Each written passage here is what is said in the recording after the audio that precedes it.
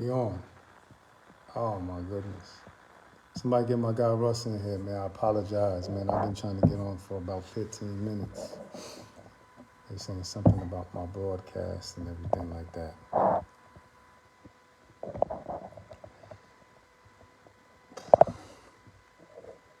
Somebody get my guy. My apologies for being late. We was having some technical difficulties on my end. I had to reboot the phone, make sure the app was good. But I'm excited about this. Man. Hope all is well on y'all end. Happy Sunday and everything, man. Let me get some heart emojis, man. Somebody go get my guy Russ. Tell him to pull up. That was my fault for being late. Thank you guys for being patient.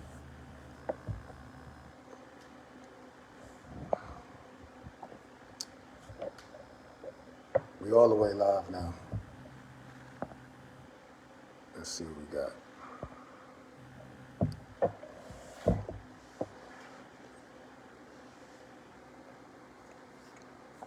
Somebody tell me if they can hear me good.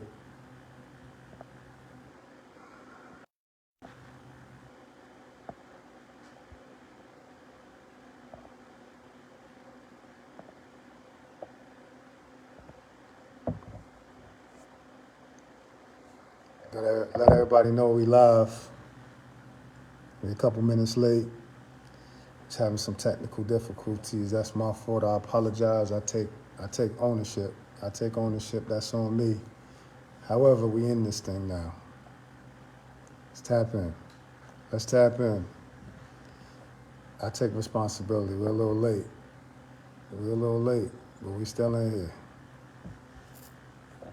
Clear as day, mother. I appreciate that, man. Hope you and the family doing good. It's gonna be a good conversation right here. Everybody throw something in the chat. Make sure the chat is working.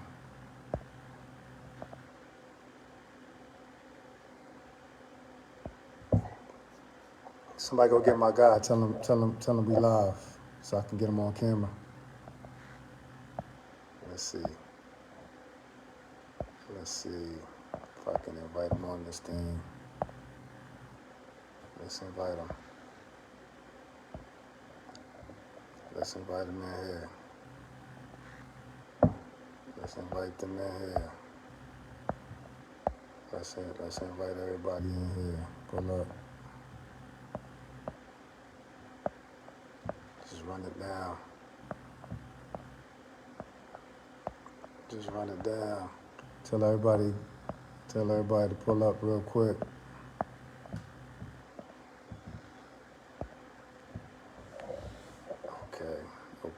Okay.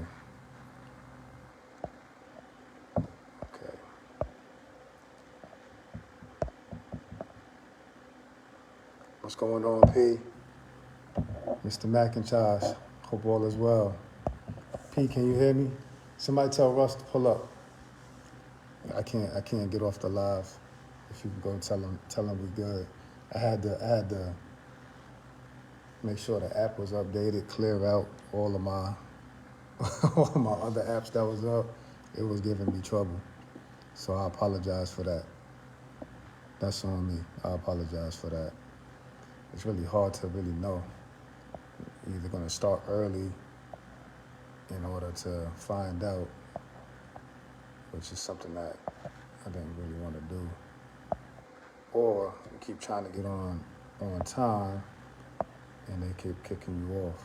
That's what was happening to me. They kept kicking me off the thing. Yeah, let's get the family and friends in here while we waiting, man. Somebody go tell my guy Russ that we on it popping. And I'm looking forward to this conversation, man.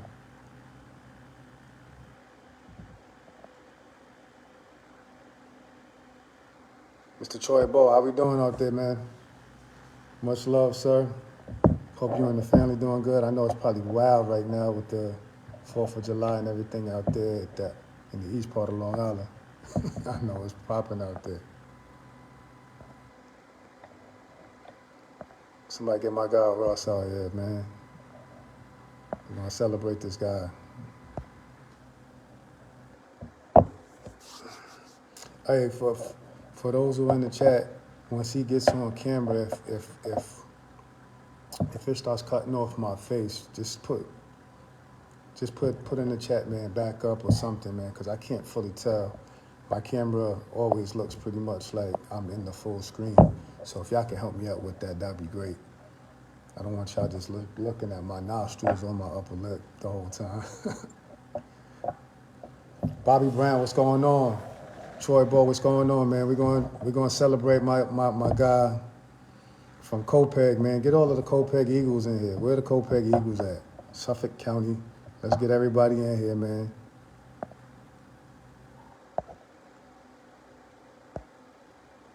Let's go and do it. Waiting for my guy. We live. Somebody go tap Russ on the shoulder and tell him we live. I can't get off of the live to let him know, so I need somebody to help me out in that category. Somebody go get him. Mike Williams, what's going on, boss man? Salute. Yeah, happy holidays, man. Hope everybody enjoyed themselves. Not too much, man. You gotta watch those fireworks and everything. Where everybody at, man? Put where you at. Where you tuning in from, man? What city you tuning in from? Not everybody in Long Island. I'm cooling. I'm coming to you guys live from the DFW, Texas area. Where y'all at? Where we at? Yes. Okay. Somebody go get Russ for me so we can get this thing popping. Where everybody tuning in from? Talk to me. Yes, sir, Mike.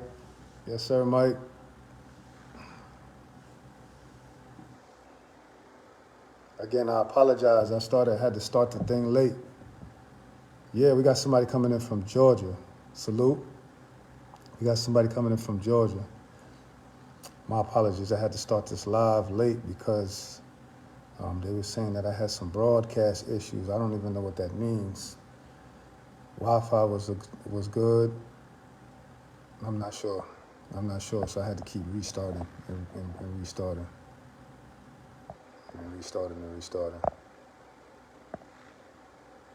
I don't know. Hopefully my guy is not having technical difficulties either.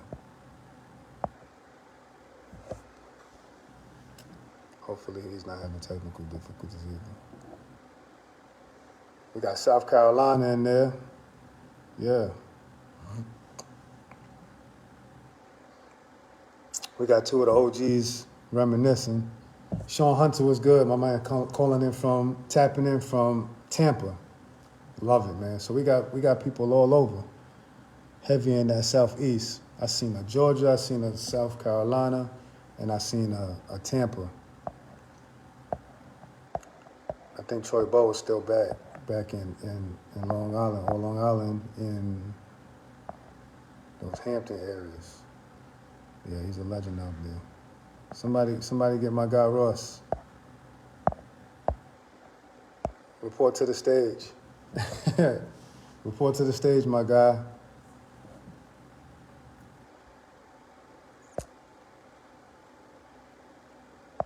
Okay, everybody said my levels is good.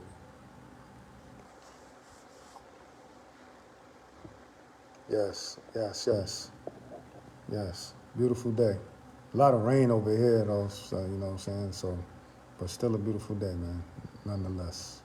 College Park, Bobby Brown's in Georgia. We got two dudes in Georgia over there, man. Y'all might be close to each other.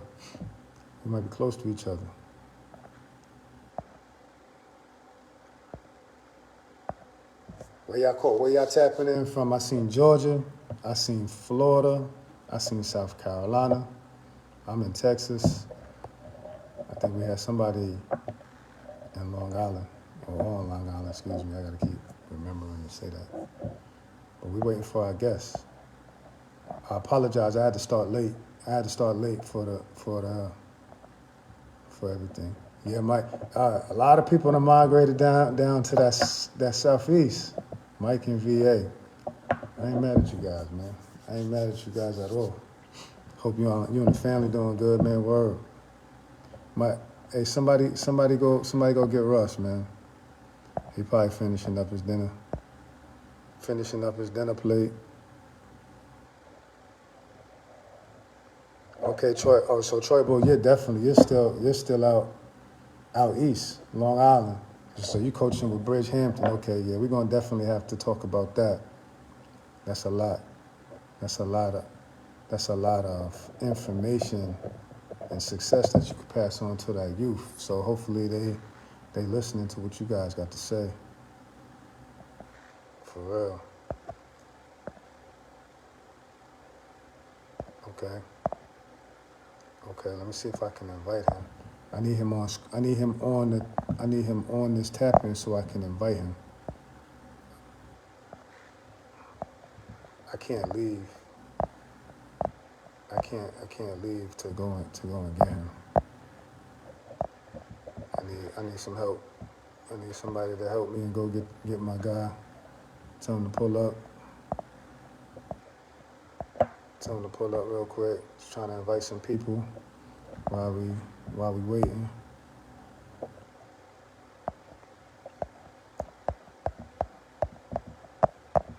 While we waiting.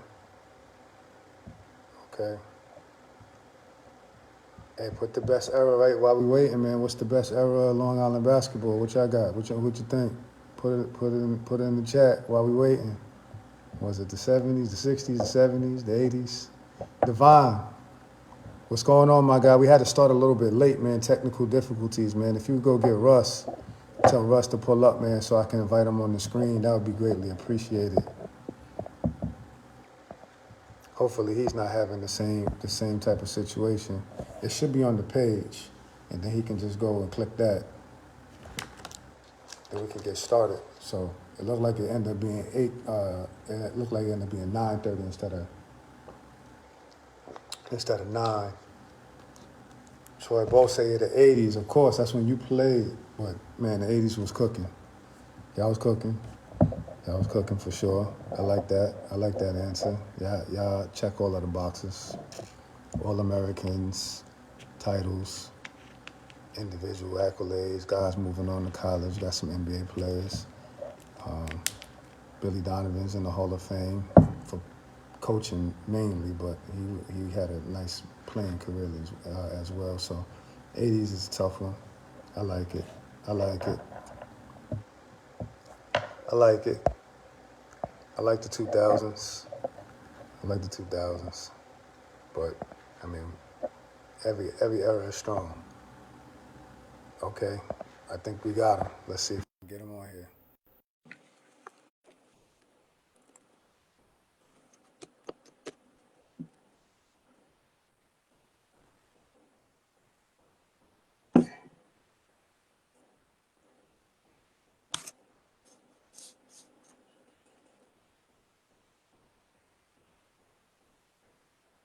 We waiting. We're trying to get my guy on camera. Okay. Got my guy. Hold on a second. Yeah, now where you at? Russ, can you hear me? I hear you, brother. We live. Yeah.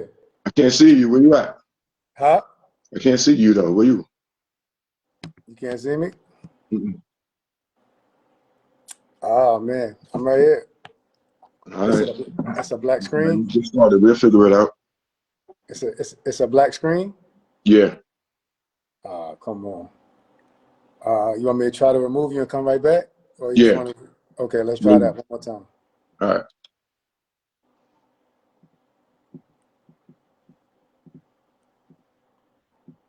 See, they don't want us to shine, man. They really don't want us to shine at all.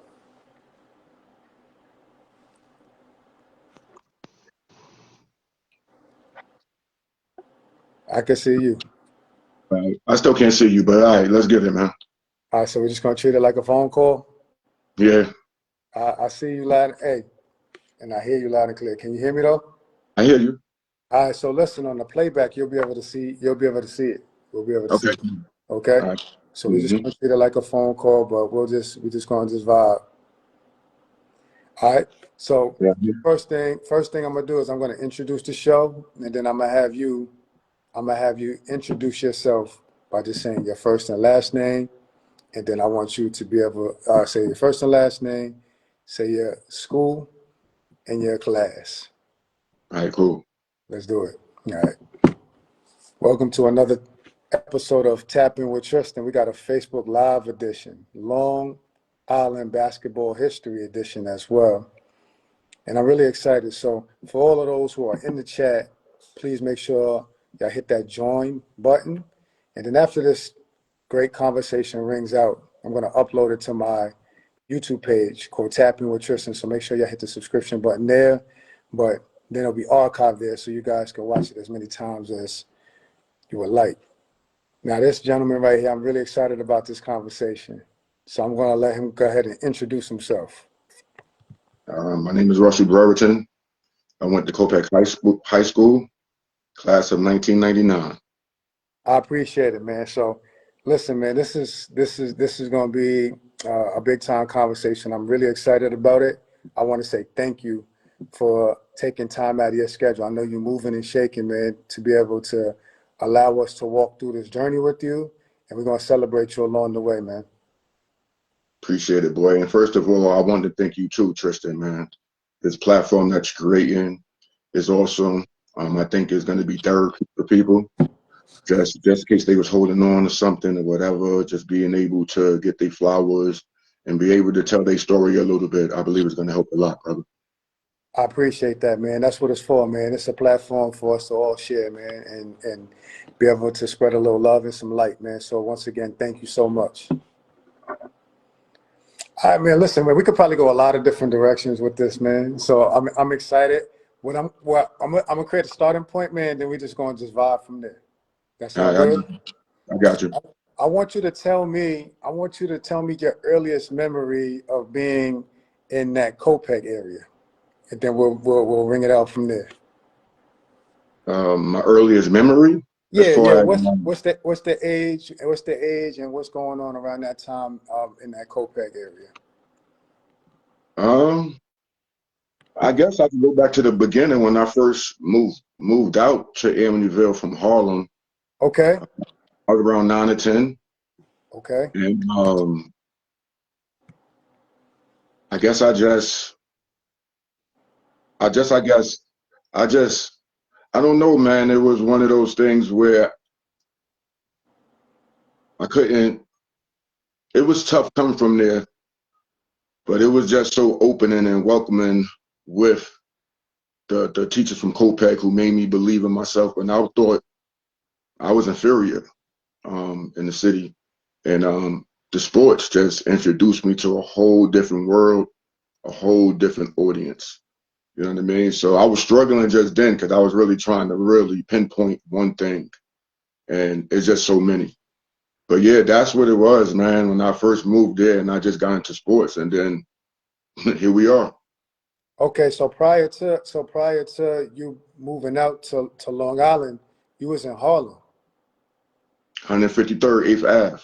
Okay. Yeah. Give us a little brief earliest memories of that. Let's just and then we'll tie it into where we're going with it. Well, the earliest memories of that was really when my little brother passed away. I believe I was 4 and he was 3, or I Wow. was 5 and he was 4, Wow. and he ended up getting hit by a car. At this point, my mother had a really good job working at a phone company. I think it was like Bell Atlantic or something like that. Okay. And, without the backing of my pops, because he was just all over the place, Wow. um, she fell victim to crack cocaine, Wow. Okay. which is the paid in full era. Yeah. So and God is good, man. So even when I was there when my little brother got hit by a car, but I don't remember it. It's not even in my memory, and it wasn't supposed to. I wasn't supposed to have remembered it. Um, and then my mom's went on drugs, and then we was ill supervised. Um, And we was just running the streets, man, staying out till 1 o'clock in the morning. I'm hanging with the dope boys, holding their drugs and stuff like this. Now I'm 8, 9 years old, man, Wow. doing all this at this time. Climbing in and out of abandoned buildings, Wow. jumping base heads. Wow. You know what I mean? I actually had a base head put a gun out on me one time As a child. as a child. Yeah. Wow. Yeah. So then, we got God gave it to not God gave an anonymous call, man. My mother was looked at an unfit mother. We wasn't supervised properly. And you know what I mean? We got taken from her. And then in the process of being taken from her, we all went to like different group homes and stuff. Well, I went to a foster home. Tasha and Devon, they went to group homes. I believe upstate, and my two little sisters stayed together. And I think we was in there for about 2 weeks.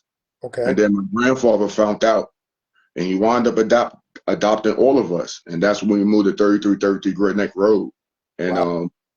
and I would say this, I was able to get great training from Harlem before it tainted me. So like I literally had the best seat in the house. Like when we moved, it was perfect for me. Because when I got out to Long Island, I was a little more advanced, especially physically and tougher than most kids on Long Island because of what I've been through. You know what I mean? And then, it was just different. People poured into me, Yeah. and it set the stage. So that's thank you for sharing that, bro. That definitely will shape you to who you are. Now, as this youngin, like you said, did you feel like you had almost like an identity crisis? Did you feel what was some of the I guess you could say adjectives that describe how you was feeling at that time? Did you feel like that was normal? No, it definitely didn't feel normal. Okay. It felt more normal. It felt more normal when I was in the city. Okay. But when we moved to Long Island, it didn't feel normal. It was like a complete adjustment. You got to realize, bro, like I appreciated staying out till 1 o'clock in the morning. When I moved my grandfather, we had to be in the house before the lights came on. So even something like that was like a adjustment for me. You know what I mean? And then I couldn't believe the love that I was getting from people because that wasn't happening in the city. So I kind of like moved out of my norm and to an uncomfortable position, but it was, you know what I mean? It was God's will. Wow. So, okay, this is heavy. This is heavy, like this, for an adult to have to deal with this. So now your household is really everybody's kind of latchkey kids fending for themselves. You actually had the state come and get involved. Then you had your grandfather come in and get involved and bring you guys out to pretty much a foreign place for you guys. Hmm. And now you're having to almost like relearn because it's a different landscape. Just even the scenery is going to be different. Hmm. And were you playing sports in Harlem, or you was just really just trying to survive everything? Now, I was, I always been a competitor. Okay. And for the city people, if you know what Lodi's is or Skelly, that was actually my sport. I actually won the PAL thing when they had the whole city. I came in first in my age group with playing Lodi's, Skelly's. So I was nice with it. So I always had the potential and I always had drive. Okay. So when we came out here, man, let's bring us up to speed when you come to Long Island, man. You're coming over, coming under. Now, is your mom still around? Not around at the time, and if so, we'll talk about when she's in the picture, and let's talk about when the sports came in the picture for you, when you were back when you got into Long Island. Well, my mother wasn't with us. Okay. Um, well, not initially, Not, not initially, initially, not early on. Okay. not early on. Gotcha. But my grandfather was a huge baseball fan, Okay. and I really had to get truly understanding why he was like a baseball fan. But if you know anything about baseball, especially if you older, the Negro Leagues was huge. you know, and it didn't matter if you liked baseball or not, it was greatly supported, you know. So that was the first organized sport he put me in. Okay. And I played stick ball with a tennis ball. That's when we used to have the tennis ball, and then we used to just take the broomstick and we used to just take the bristle part off. You know what I mean? And we used to keep stats and everything, but it was different when that hard ball started coming your way. So I got better throughout the season, but that's the only time I played baseball. Yeah, he's like, man, I gotta find another one. I Yeah, gotta find another sport. for real. When did basketball come into the picture, dude? Basketball came to the pitch in sixth grade. Talk to me. Um, Before that was football. Football was my love, yo. Like football, I played in third grade. Okay. Um, After baseball, that's I went into football. Okay. Okay. Okay. Yeah, so Are we uh, are we are we still in are we in Harlem or we on Long Island now? we're on Long Island, All right, let's do it. Keep it moving. right at Tanner Park. We played Yeah, Paul. CYL, right at Tanner Park. Yes, sir.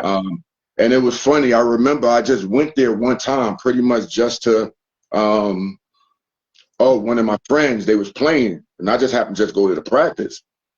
And they told me, I guess they must have saw me do something athletic. And they was like, okay, I want you to go back and receive the kickoff. I was like, all right. So I went back, I received the kickoff, and I ran it back. And then they did it again, and I ran that back again. And they was like, oh, nah, you playing. So they like paid for it and everything. They said we need you. You out there running Yeah, it back off for we instant. need you. You know what I mean? So Did I that make did you feel that. like you belong to something then? Huh? Did that make you feel like you belong to something once they say, yo, we need you? For the first time in my life, brother. For the Wow. first time in my life. Wow. Wow. And what did that do to you, dude? Man, yo, I just got hungry. Like I just wanted to play everything at that point, yo. I wanted to play everything. You want to play everything. Hmm. You want to play. And did your grandfather support that? He did, but he wasn't a big football fan. Yeah, he was a baseball guy. Sure, I got to my practices, my games and stuff like that, but other than that, he was chilling. Now, how are you balancing this now? You come from Harlem and this monster pressure cooker. I mean, really, yeah, the crack era, it came directly to your doorstep, right? And you Hmm. seen and you felt all of these feelings and you got all of these different things and you slide into a whole new place, Long Island. Now you're getting some appreciation for a talent that you have, right? Hmm. And now you're like, man, what do I do with this, man? How was that feeling and then the blending of the home situation, school, going with the grades, and now you got a love for football and then turning into basketball, which you could talk about too. Right. Um, First of all, I got to give a shout out to my resource room teacher, Michelle House. She poured so much into me as far as like academics and stuff. She made me believe, you know. And then also, I went to therapy. I was going to therapy right at Tri Community, Okay. and the therapist was super dope because I just remember us just playing games. And I guess he was going off of my energy. And I always was engaged in the game. So I think that made him, you know what I mean, be able to really pour into me and pretty much guide me without saying much. So I truly appreciate I actually wish I knew his name, but Okay. truly appreciate that though. And that kind of like brought everything into perspective. And then you have that, and then my paparazzi, my popularity is going up, you know. But something was missing because my mom wasn't there yet, you Okay. know. So yeah, Um, let's slide into these middle school years, man. And slide into these middle school years, you just said that your popularity is going up, right? Your hmm. your name is ringing out, right? We all know the talent is there, right? Hmm. You're starting Hmm. to now. What's your self-esteem situation? Are you a low self-esteem guy? Are you high self-esteem? Are you introverted or are you on the scene at this middle school? We're gonna talk about these middle school years where you got the blend of both football and basketball. Middle school. That's when I came out my shell. So we was in the shell previously. Yeah, I was still in the shell. Because I still thought certain, like I was super like insecure about my nose and my lips and stuff like that. You know Okay. what I mean? But once I start playing sports and the women and the ladies start giving me attention, man, all that went out the door, my baby, my boy. And it was just a whole different type of confidence, but it was like a humbling confidence, you know. What do you mean by that? Like I knew that my mother was still fighting with something. I knew things just wasn't because I'm getting older, so I'm starting to get a little more understanding. You know what I mean? And I just pretty much just knew like, nah, something just wasn't right. And then like middle school, that's when we moved back with my mom's, but we moved with my mom's on 550 Albany. You know Okay. what I mean? Okay. So my grandfather still lived in the house, but we moved on 550 Albany. Okay. So now your mom is back. Yes, now my mom is back. What You know what I mean? Which is what grade is this, Russ? this is Bobby sixth grade. This is It's sixth about sixth, seventh grade. Yeah. back, and I'm sure she's probably going through her rehabilitation stuff, Yes, everything absolutely, like that. absolutely. What's the vibe on that, man? Is there what was your feelings towards her in that? You know what I mean? Because that's a ball of emotions, I would imagine, for such a young guy having to balance so many things. What's your feeling towards her and her feeling towards you? I felt like I had to be her protector. Okay, Yeah, I felt like I had to be her protector. Even though I didn't have complete understanding, I could feel it. I always had a high level of discernment, got you. being able to read people's feelings, even if I didn't understand it. I was able to pretty much be able to feel it, you Got, know. got. Um, and then she also leaned on me as well. Okay, She was the one that was naive to what was going on. I was there, but I was naive. So I saw some things, but I didn't have understanding of it. So got you. she pretty much leaned on me as well, you know, which I believe I needed. You know what I mean? Got you. Got you. So how do we navigate through this middle school, man? You're playing sports, man. Your popularity is going. The ladies is liking you. You're starting to come out of the shell, man. What's the vibe? What teams we playing for, man? Name a couple of names that either what I'm saying you was battling with. They cooked you. Like name some of the guys that's from the neighborhood, man. Talk to me. First of all, it was the one that really did it was John DePass. Um, he got me playing with the Long Island Panthers. That was the first AAU team I played with the Long Island Panthers, and it was pretty much through John DePass. Shout out Um, to the past, R.I.P. He was a pillar. that's my guy. Now, Yeah, that's my guy. for Yeah. those who don't know, the Copiague School District is right next to the Amityville School District. Am I right? Yes. Right. So that will be brought up a little bit later on, but we pretty much grew up together, um, intermingling at some of the same rec facilities, at some of the same Hmm. parks, right? But really, Hmm. you guys went your way and we went our way when it came to school time. and Hmm. and what I'm saying we really linked back up in the summertime for the most part, but obviously Hmm. through the year we holler at each other. So Hmm.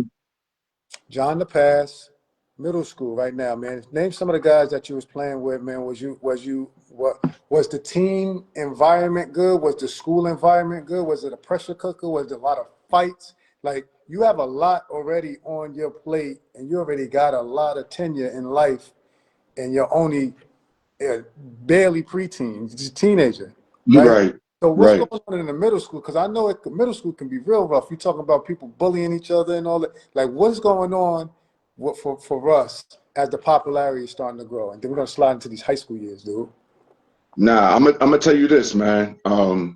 Copiague was super dope in the fact that Copiague was very diverse, very, very, very diverse. So, and we was in harmony. So of course there was fights, but there wasn't no fights like that. You know what I mean? All harmony. And I got along with everyone. Awesome. You know what I mean? So I believe it was like I guess it was the timing of Yeah, it. yeah, Also, I believe that I also had a purpose within that. So sometimes I had to do damage control. You know yeah, what I mean? Because I was respected. yeah. But for the most part, it never got there. So what I'm hearing from even at home, with you saying that you or your mom's protector.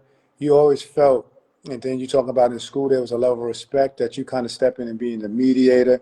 Did you feel like this internal drive or even position to kind of be in a leadership role for everybody that you was around? Did that just come kind of almost natural? You felt like, man, this is something that's part of my purpose, even though you're young. Now it came natural, man. Like all of a sudden, I was just in the position. Got I you. promise you. I can't even give you like one specific thing or a thought. It's like one day I was just there. Got you. Got you. Got you. And now that you're doing that, now you're doing the basketball and the football thing, man. What's the thought process as far as balancing all of that? Are the grades are you doing good in the school because you had the therapy and everything like that? You know what I'm saying? Or is it a lot for you to juggle? No, it actually wasn't. And I'm gonna tell you exactly why it wasn't. I knew what my mother was going through, and the last thing I wanted to do was put anything extra on her plate. So I was always cautious about that. So at that time, it really wasn't about me. And I always just had this thing like, if you're gonna do it, then you're gonna do it. You know what I mean? There's no excuses or take stuff off your plate. Got you. You know Got what I you. mean? So I never wanted to let my mother down or disappoint her in any type of way. You know what I mean? So Got you. Got you. Now let's slide into these like early high school years. Now Copiague has had tremendous talent over the years, hmm right? In all the sports, especially football and especially basketball, rather. Are you aware of that? Because you came in, right around middle school, like late elementary. Are you kind of aware that these guys, there's been a lot of talent and everything like that, and you're kind of segueing in to this varsity? What's some of those early memories of your first varsity? Varsity. We could talk about football and basketball, man. The floor is hmm yours. um, you High know school. what? I wasn't aware. And shout out to my man John Kelly. Yeah. Johnny Kelly is the one that when I started being around him, he used to educate me on, the history of Copiague and the athletes and stuff. Yes. Um, so my high school basketball career started in eighth grade. Let's talk about it. 'Cause I played JV. I played JV in eighth grade. They moved you up. It moved me up. How'd you feel And about that? yeah, and I had to I had to take like this physical test to see if I was mature enough Talk to me. to actually play. And shout out to Red Post. Red Post was my JV coach. And and I think this is the beautiful thing about having a bigger brother, an older brother. Because first of all, Devon didn't cut me any slack, yo. Okay, let's real quick, right? Real quick, okay. So your bro was there too, because you mentioned earlier that y'all had kind of split off, right? hmm So your bro came back to you. Yes, So yes, y'all in the same household together. yes. Okay, so this is a dynamic that we can discuss real quick. Like you said, older brother, man, talk to us about that, and then you can get back on to the eighth grade. Yeah, man. Like, of course, I didn't get understanding of what my brother was going through at the time, because even Right, at right, the right. time of my little brother death, he was old enough to really know. Like, I'm, even everything my mother been through, like he was old enough to know all of that. You know what I mean? So, and then I guess he felt like he really had to protect me from myself, because what do you mean by he that? lost a brother, because he lost a little brother. Okay. What's the age difference between you and your older brother, Devon, right? 4 years. 4 years. I believe it's 4 years. Okay, finish up. So he was on me, man. Like he was on me, but I didn't know at the time that the why he was on me. But he just wanted me to be better, and he just wanted me to make better decisions, and he wanted me to be tough. I'm gonna give you this quick story about him and I, man. Please So, do. and this is when I really knew I was coming into my own. We was at Boulder Mac Park. It was him, me, and rest in peace, my boy Joshua. You know, I'm probably like 12 and 13 at this time. Okay. So I'm starting to move Devon a little bit. So Devon was like, nah. He started bullying me and this, that, and the third. Yo, I start getting frustrated. I'm like, yo, you only could do this because you bigger, boom, boom, boom. And then I walked off. Yo, as I walked off, Devon started calling me every name in the book. Yo, he was getting me tight. Yeah. And then he said something, that last thing, I just stopped. I said, okay, you know what? I'm about to foul the crap out of him. He You know crossed what the I line. mean? Yeah. So I went back. I went back to the court. We started playing, yo, bruh. But I had one mission on my mind, and that was to F him up. Super I flaky said, foul. I'm pulling this from the bottom of my feet all the way to the top of my head. You about to get fouled what? flaky. I'm about to be all over you, my boy. You know what? But Finish the the funny story. thing was, the funny thing was, as I'm doing it to him, he's looking at me with approval. And then word is bond. Ever since that day, my boy, I never worried about anybody's age, anybody's size, or nothing after that. That was like a life-changing moment for Like, yes, I would absolutely. I would assume for you both, correct? Yes, absolutely. It's like I've been waiting for you to I've been waiting Right, for that to come out of you, that type of tenacity right. and awareness. And awareness, And, absolutely. and hmm awareness. So that's phenomenal. Now your brother hmm did play too, right? He was a part of the Copiague Eagles, am I right? Yeah, man. Name some Even to guys this that came day, before you, man. even to this day. We could give some flowers to some other people, man. Name some guys that came before you. There's been some really good talent that came right before you, and we'll segue into your Copiague career. Nah, man, these are my big bros too, man. Like, first Brother, of all, they whole starting lineup. They was like the only whole starting lineup that could dunk. You know what I mean? We had my boy Rollo, Rashawn Allen, the greatest athlete that I saw in Richard Cooper. Then you had Devine, you had Jared Lewis, who yeah, was a silky smooth shooting guard. And then you had Big Ed, man. You had Cleveland, you had Carew. You know what I mean? They was deep, and all of them took me under their wing, yo. All of them took me under their wing. You know what I mean? So I'm seeing all this stuff. yeah, You know, 'cause they always pulling up to the crib because our crib was also like the kids' crib. Everybody's friends came to our crib. yes, You know what I mean? So I used to be hanging around these guys, and I used to just be soaking everything in. That's why I say, bro, I had one of the best seats in the crib, yo. yes, yes, yes.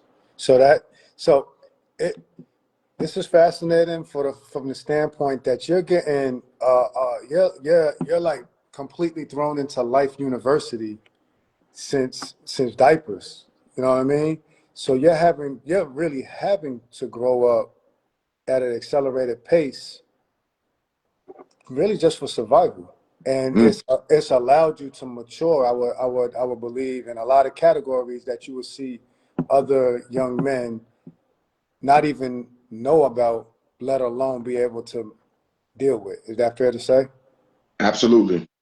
So now, Absolutely. so now we cross over from this eighth grade into ninth grade. Well, you got pulled up in eighth grade, so you're going from the junior high up into the high school, right? What was that feeling like? You know what I mean? You already got big bro that was walking around, so you got some Mhm. buzz. I see you smiling, right? So that's a feeling when I'm not sure if you could walk there or you had to take the bus there, but you're coming in as eighth grader and you putting your sneakers on and you out there with the high school kids, right? Did you feel like you belonged there, or you was like, yo, what is this? Absolutely. I definitely felt like I belonged. Okay. Definitely. You gotta realize, like, I went to war with my brother, and I was like, if I could go at him, I could go at anybody. Right. And you gotta remember, even when because I always been a calculated guy too. So I'm okay. Even though I'm in eighth grade, I'm playing with JV. Them kids are what? Probably a year or two older than me. My brother was 4 years older than me. You know what I mean? So them being 1, 2 years older than me, that really didn't. That wasn't nothing to me. You was prepared. I was prepared. You was I was prepared. prepared. You was Yeah. prepared. You was Yeah. prepared. So now, did we do well? Was you in the mix? Was you playing? Nah, man. I led that team in scoring, bro. I averaged them at like 22 points. Okay, so not only was you prepared, you was frying dudes out there.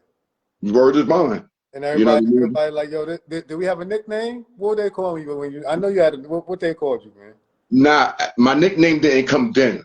Okay, okay, all It right, didn't come then. It came in high school. It okay, didn't come. all right, all right. Let's segue into that.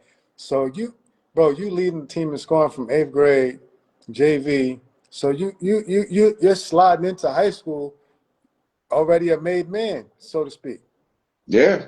Talk Yeah. about it, man. Talk about it. We're going into varsity, and we throw football in there too. Yeah.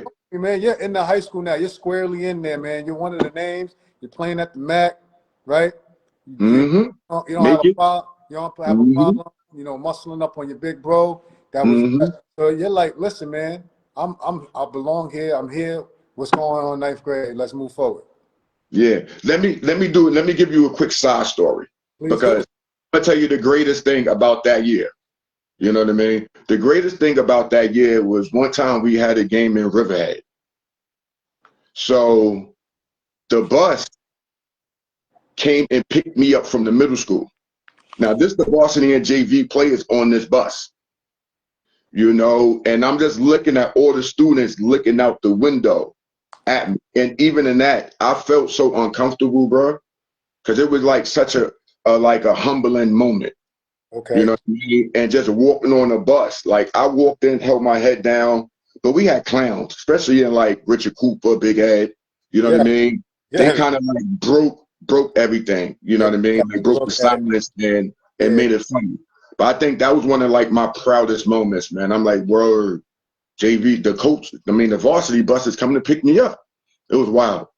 Yeah, that's essentially like a limousine. You know what I'm Mhm. saying? Coming to get you, man. You got all the who's of the neighborhood, and they all on the bus, and Right, everybody's looking out towards you, and then everybody's looking in towards you getting on the bus. right, Right? So that's a right. very proud moment, but it's also putting you right on the stage. So you're like, listen, now I'm just trying to tuck off and go do my job. That's it. That's it, yo. So even approaching the 8th grade, this when I was playing summer league. I was playing with the summer league varsity team. Yes. Where y'all John, playing at, man? Was this a we was Lindenhurst? we was actually playing at Anvil High School. Yeah. Wait. When did we host some? Yes. Okay. My eighth grade year going into my 9th grade, bro. So that was 90, 94, Wow. I didn't know 94, that. 95. Yeah. And I Wow. remember, shout out to Tehran Carpenter, They because rock off.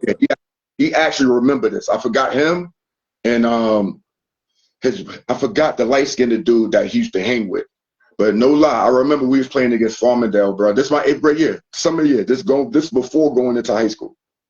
And I'm frustrated because we losing. And I'm on a bench and I'm like, yo, when I get in the game, I'm going to dunk on somebody. Like I'm saying this in 8th grade, bro. I'm going to dunk on somebody. Yo, I got back in the game. Somebody took a shot. That thing bounced off the rim, bro. When I caught it all the way back, and how I dunked it, it was crazy. I just saw Tehran and his boy going nuts over there. He had the other team going nuts. Going nuts, yo. 8th grader going into 9th grade. 8th grader, bro. You know what I mean? So that was like, oh, I'm ready for the high school. Yeah. I'm Yeah. ready. Yeah. Like, it's no need nothing. Now, I already kind of figured I was gonna play. I already figured that I was gonna play varsity basketball. I wasn't sure about football. Okay. And it was really on my mind to really like try to play varsity football. Got you. But I remember the first practice, we just throwing the ball around or whatever the case is, and somebody went and I just launched it because I used to could throw like 60 yards in the air. I believe it. I Yeah, believe I used to throw 60 yards in the air. And the varsity coach, my guy, Mr. Race, man. Mr. Reese, yo. Word is mine, yo. I mean Race, my bad. Coach Race. He was like, he started calling me Frosh. He was like, you playing with varsity, Frosh. And I became the starting quarterback from that point. I don't think, yeah, you got to see the drink. Like, bro, that's incredible. I don't think people recognize how difficult that is, and you just making it pedestrian. Like, you just showing up and being you. Am I right? That's all, yo. Just showing up and being you. Now, is anybody other than you just playing with your bro and everything? Are you going to any like type of training or anything, or you just getting your training in the park and just being you? Man, I was getting my training from the hood, yo. Life University. Birds Bond. We talk about killing man with the ball. Yeah. You know what I mean? Like, and you got to realize, yo, like I said, I had other bigger brothers too. Yep. And they used to always put me on the game and certain stuff like that on top of me watching them. Yep. Yep. You know what I mean? So it was just like training. Yep. Yep. So now we back. So we got ninth grade. What's the expectation now that they put you on the football thing and the basketball thing? Like, are you aware that this can be life changing for you moving forward? Basketball or football with scholarships and potentially playing at the highest level. Are you aware of those things, or are you just really just being a kid? No, I'm just being a kid, yo. And I can honestly say this. My ninth grade year was my greatest year in sports. Talk about it. Because I was so like ignorant. We wasn't that good in football. We actually lost every game. It got so bad, like the coach used to tell me not to pitch the ball on the option. Just find You a know way. what I mean? And we need some positivity, man. Just be you out there. Yeah, right. Just be right. Just be you. Yeah. But then when basketball came, it was different because I was in such a beautiful situation because we was a senior dominated team. Name them. You know what I mean? Name some of the Yeah. guys, man. Talk to me. Who's some of the guys on this team? Oh man, my man Art. You know what I mean? Art Mikowski. He Yeah. had that gap. We had my guy, defensive specialist, my man Jamal, Yankee, words bond. My man used to straight lock people up, y'all. Straight lock people up. Then we had Wallace Flight. You know what I mean? He had ambidextrous. He was like a one-man press breaker. Yep. He's gonna get through that press. We had our enforcer inside, my guy Andre Hawkins, who just was like a man child. You know what I mean? He just was like strong, and it was crazy that he even did well the way he did, and only playing. That was his only year of playing organized basketball. You know what I mean? And then you had me there as the lone freshman. Doing what you do. Mm-hmm. How'd that year finish out? How we do? Oh man, we wound up losing the Hills East on the last second layup. Playoff? Is this playoffs? This is playoffs. We playing them at home. This is second round. This was probably my toughest loss. I know it probably sounds crazy because it's my freshman year, but this was probably my toughest loss. And I'm gonna tell you why. I believe we look past that because if we were to beat Hills West, we would have played Amityville. And I think we was looking past them, yo. And they came in there and they beat us. And the reason why I had 16 at halftime, bro. I had that playoff game. I had 16 points at halftime, and then I only shot the ball like once or twice the second half. Wow. You know what I mean? So that one hurt, man. But it was an amazing season. Now what I didn't know that my expectations went through the roof. Talk to me. Because all of them is leaving now, and now we coming back to a whole different team. And in 10th grade, I have to be the leader. And I ain't gonna lie, I was not prepared for that, my boy. I was not prepared for that. We got to talk about this because it sounds like you've been prepared for leadership your whole life. Mm-hmm. Why do you feel like you was not prepared for this one? Because I was aware now. It's easy. It's easy. It's as a kid. Yeah. It's easy just to perform if you fearless. Like you're not thinking of this. You're just going out there doing this. You don't have like you don't know the magnitude of Right. it. Right. So now at this point, I know the magnitude of it. You know what Right. I mean? You got to realize, listen, I was supposed to have got all county my freshman year. They gave it to Art because he was a senior. I led the team in scoring. Right. Right. So they had some politics inside that to reward the older guy instead of the more deserving guy. Right. You know, and respectfully so. Yeah, Respectfully, you're I didn't have not to tripping brag off about of that it. or anything. You know what I mean? Back then, You're not I tripping did. off of it, but we just being honest.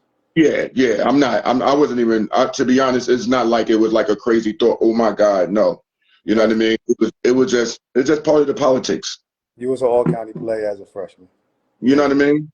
Yeah. And then now these other teams are AAU teams are reaching out to me. Talk to me. When I when I'm playing certain type of places, like people are coming up to me. You know what I mean? And I'm like, I don't, no disrespect, but I don't even know you. Yeah. You know? So now this is now the notoriety is starting to spread from Copiague to like the rest of Eastern Long Island. Yeah. You know what I mean? And then, like I said, the awareness start coming in. Yeah. Um, my mother really started doing better, so I couldn't lean on that anymore. Yeah. You know Yeah. what I mean? And now you gotta understand also in our neighborhood we have a lot or we have lack of resources. So now I'm coming into another group of young men who really don't have that father figure home, and most of them is older than me. So what can I really tell them? Yeah. Shout out to my man P.O. Pop. Yeah. Joe was on that team my sophomore year. My idol in the beginning, James Hudson. Yeah. He was on that team. That was Aaron's first year of playing organized basketball. Wow. You know what I mean? And then we didn't have a disciplined coach. You know what I That mean? was So my next never question. in all my years we never really created our identity. That was gonna be my next question to you. Like who was leading the charge? Who was the coach? What's his personality? What was his strengths and weaknesses in your opinion in Nah, that? yo, nah, I'm a, C's was dope. C's was a laid back type of coach. what's it what's his full name for those who are unfamiliar with Copiague so they can know. Pete Caesar. Pete Season. Um, Thank you. Caesar played. Caesar had that gap. Caesar the one who taught me how to shoot. Okay. He the one who actually changed my whole shot from my sophomore year to my junior year. Okay. He could shoot. He knew the game. Okay. Um, he just wasn't. He didn't have the mentality to deal with what he had. You know what I mean? You got these young black men who's really winging it. You know what I mean? And we learned a lot. We learned more from outside of our home than inside of our home. Right. You know what I mean? Now you bring all this together and you try to put some structure to it. It could get it could be intimidating. Yes, it can. Yes, it can. It's a lot because it's a steep learning curve because a lot of times you're there just to coach X's and O's or what have you, but there's a lot Mm-hmm. more to it, especially in a urban community or urban environment where you play with majority black guys. There's different elements. Not to say that Absolutely. in other ones, but there's different facets that, like you said, can be very overwhelming and intimidating at the same time. So you might not be able to get the best out of the situation. Mm-hmm. And I feel like from a bird's eye view, Copiague may be one of the biggest what if schools in the history of Long Island. So much talent, very, very few receipts to show for what that talent is. Do you agree with that? Absolutely, I do. Yeah, yeah. Absolutely. So Mm-hmm. let me ask you, being right next to Amityville, because North Amityville, sometimes we like some of the people that actually go to Copiague, for those that don't know, they have a Amityville zip code or address, just Yep. depending on zone, right? Mm-hmm. North Amityville. Mm-hmm.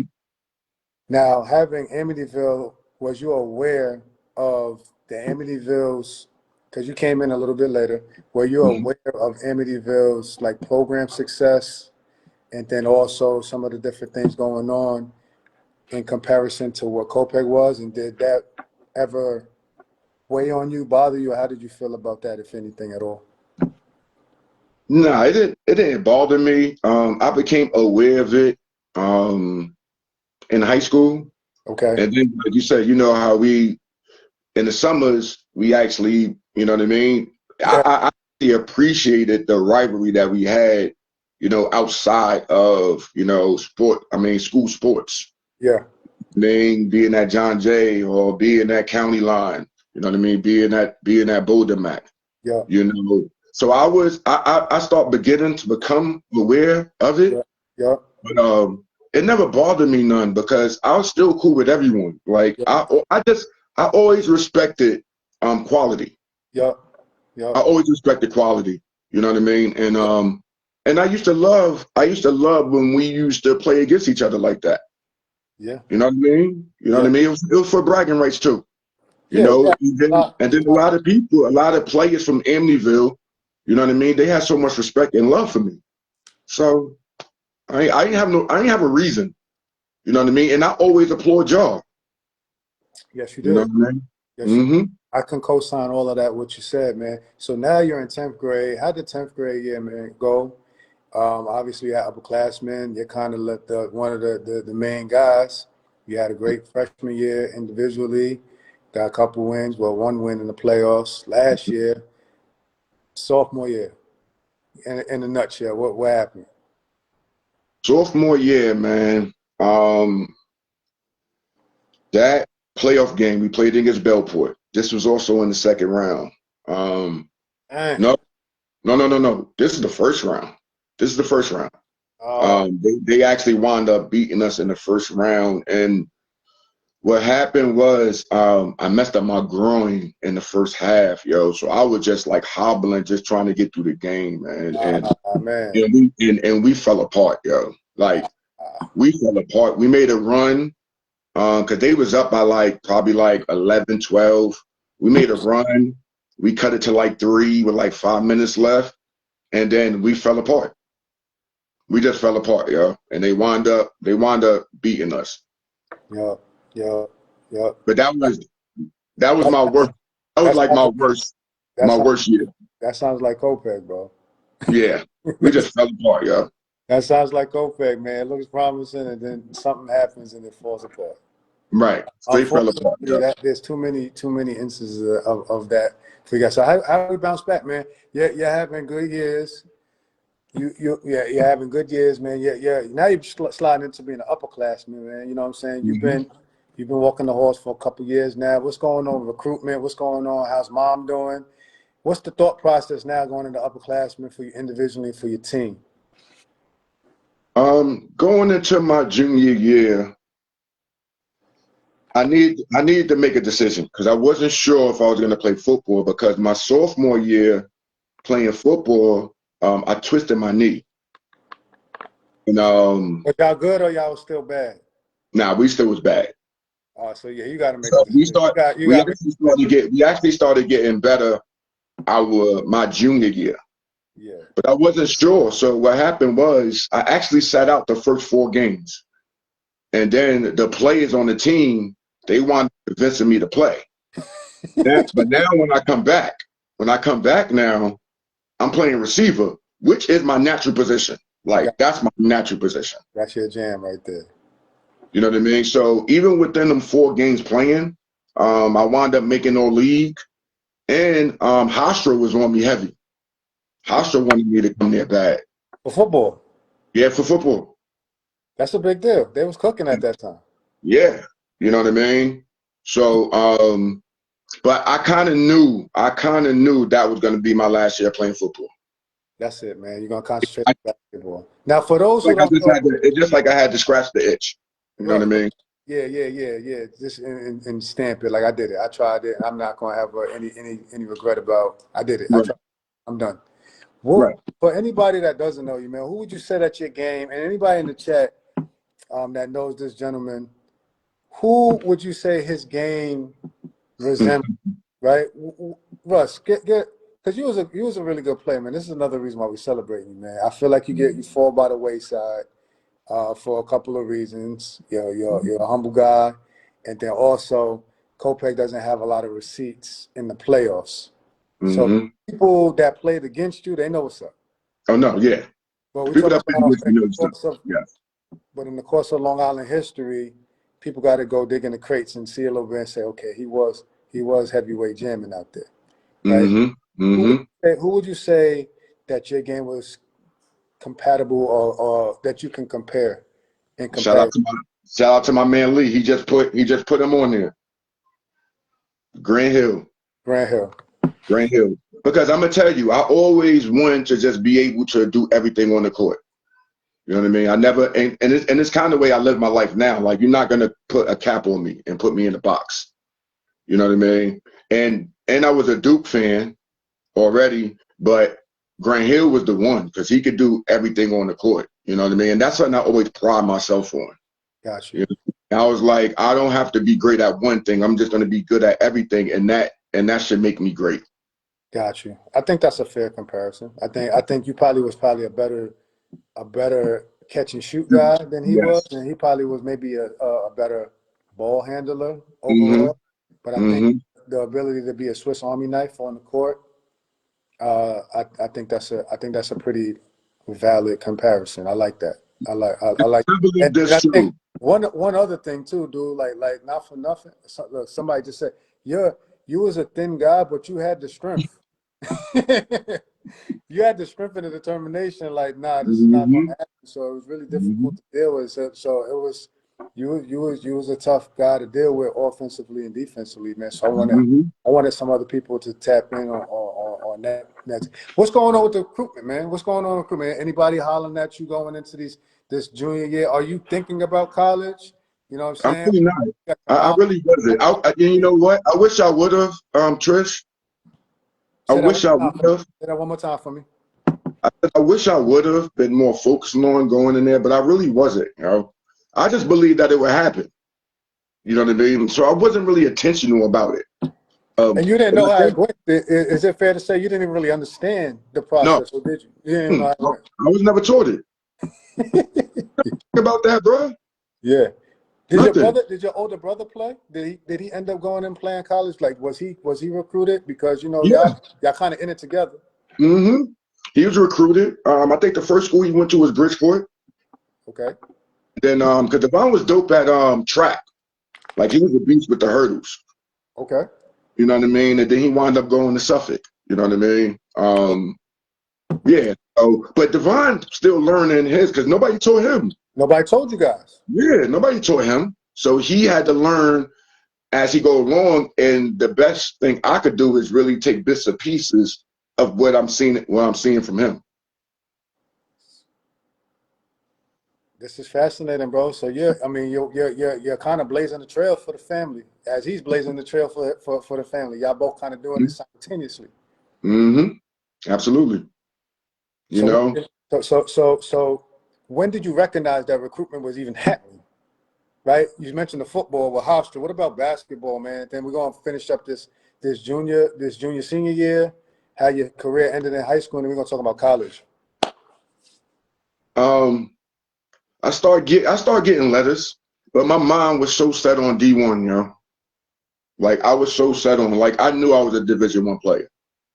And I was so set on it, I didn't really think of anything else. So even though I was getting letters, you know what I mean, Division III, Division II, I was kind of like just putting them to the side. You know what I mean? And just really waiting for that, for them letters, Yes. you know. So yeah, man. It started to like weigh on me towards the end of my junior year. I start feeling the pressure because I'm like, we supposed to win. We supposed to win that year, and I believe that was the most talented. That my junior year was the most talented team we had. We had Joe, we had Jo, Josh, Sims, my guy, rest in peace. Then it was me, Matt, um, Matt Collins, Joe Matt Rogers, Collins, yeah, yeah, Aaron. Then it Aaron, was Aaron. And Yes. then we had my boy Tyrese coming off the bench, and somebody else, I forgot. It was one other person that came off the bench that really did, that helped us out. Oh, my man Buzz, Ronell Giles. Strong. Sean Giles. Sean Giles. A lot of talent there, dude. Yeah, man. A lot of versatility and everything. How that season in? Man, we lost to Garnett. What round is this? Garnett and Central Islip. What Garnett Tom. what round is this, Russ? This is the second round. The first round we beat Floyd. You Okay, know, so shout out to Coach Hodson. That was my guy, yo. Shout out to Coach Hodson. That was my guy, yo. We beat them the first round. And I'm gonna tell you this. This is when I really start paying attention to, well, of course, when you come back and reflect. And I think it was more when I was writing my book. I remember the practice before that Central Islip game. We was playing around, yo. And two things happened during that practice. We was playing around, and one of the guys, he hit the side of my knee. So I didn't even go into that game 100%. ah, I didn't even go into the game 100%. And no lie, Devon got frustrated with us, and this is what he said. This was his exact words. He said, y'all go mess around and lose tomorrow. He said that, y'all. He told us, because he knew he wasn't engaged. y'all wasn't locked in. He wasn't locked in. Why wasn't y'all locked in, dude? And then where was you at, right? I'm asking you. Where was you at with the leadership? What was your thought process? You're an upperclassman now, dude. And you got this is your most talented team. You got to make a run at this thing, man. What did you say, or if I you ain't saying anything. I think I was guilty of thinking that we would just come in and win. y'all was talented enough to override. Yes. And plus because we lost, like in the beginning of the year, like we got smacked by Longwood.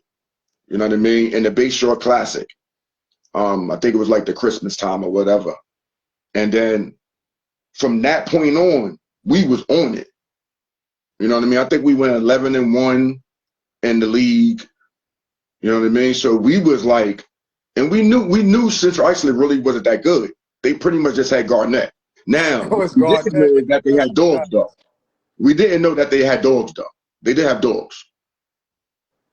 Yep. You know what I mean? And they came, and it was a close game. Yep. It was a close game. I remember we was up by 1.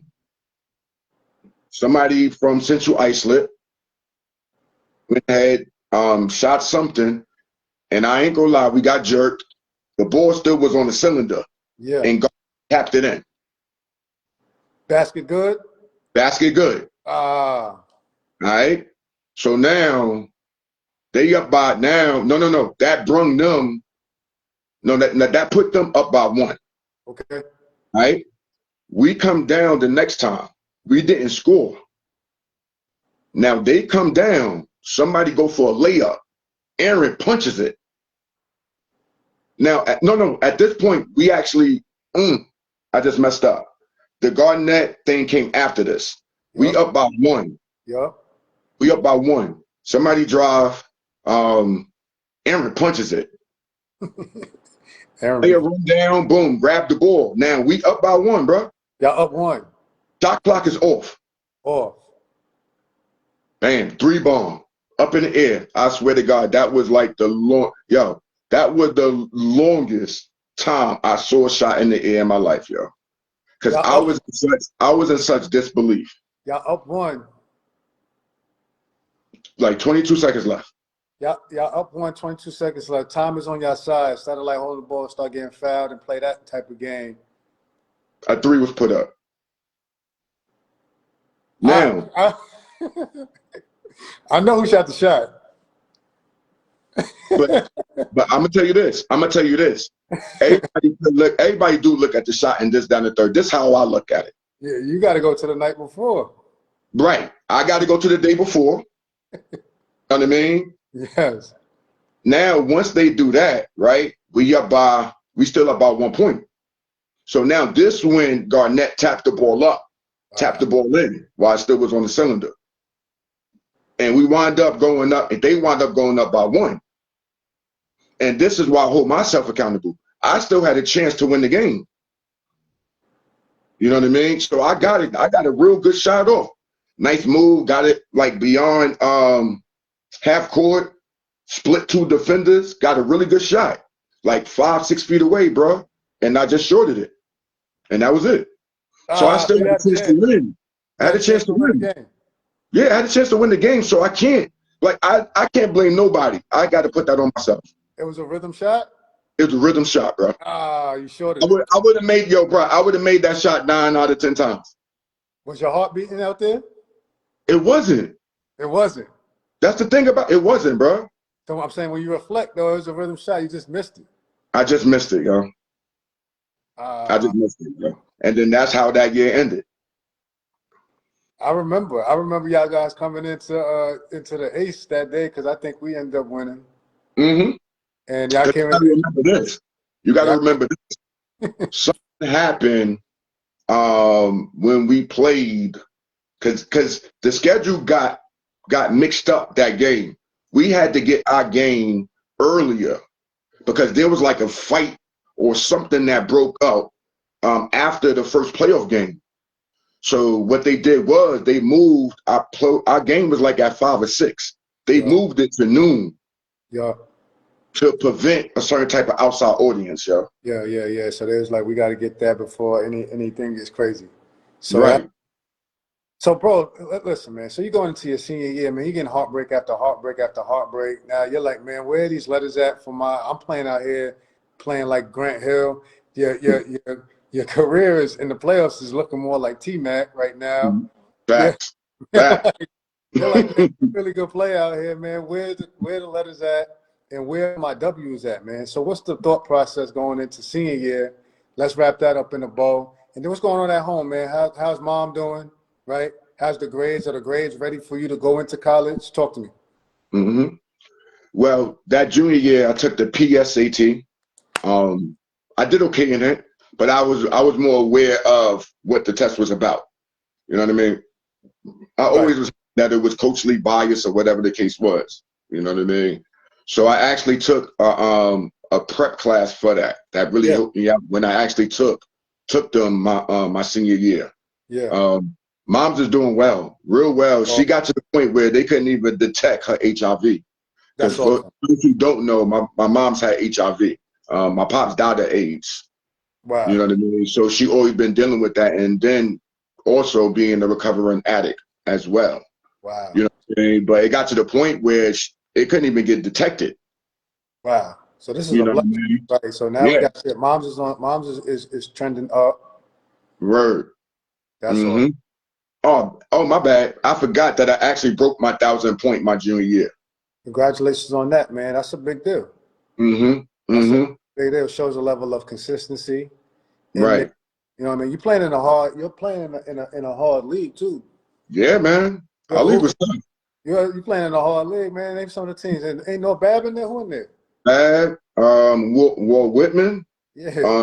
Riverhead wasn't there. Then I think they moved us up a division. You know what I mean?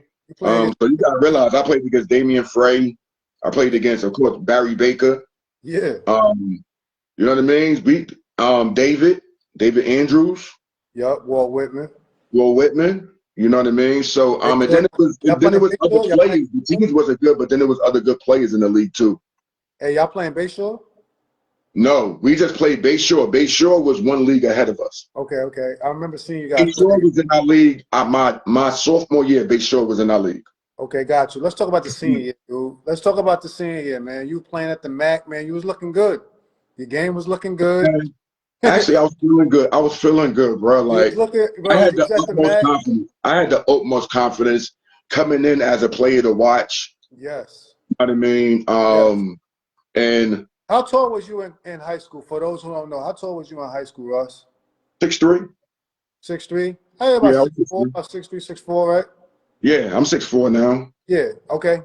I was 6'3" in high school. Okay, but you play bigger. I play bigger. You play bigger. I just played with toughness, man. Yeah. And you got the long arms. You played like you was about 6'7" guy, but I just Mm-hmm. want everybody know because some people know you directly, and then other people, you know, they'll probably be looking in Google and Newsday and look you up. So we're trying to paint the picture best we can as we celebrate you, man. You're a real good player, bro. And not only you're a Absolutely. good player, man, you're doing it with class, and you're doing it Mm-hmm. out of baggage, right? How many people knew that you was going through all of this, real quick? Not that many. Not that many knew the Harlem stuff, huh? Nah. It's people that's probably just right now figuring out the Harlem stuff, man. Bro, the Harlem thing is crazy, Yeah, right? yeah. That Mm-hmm. alters the life of a young person that they may never ever get on track, Mm-hmm. Because ever, a lot of people never did, bro. ever get off track. I mean, get on Mm-hmm. track. Mom and the children.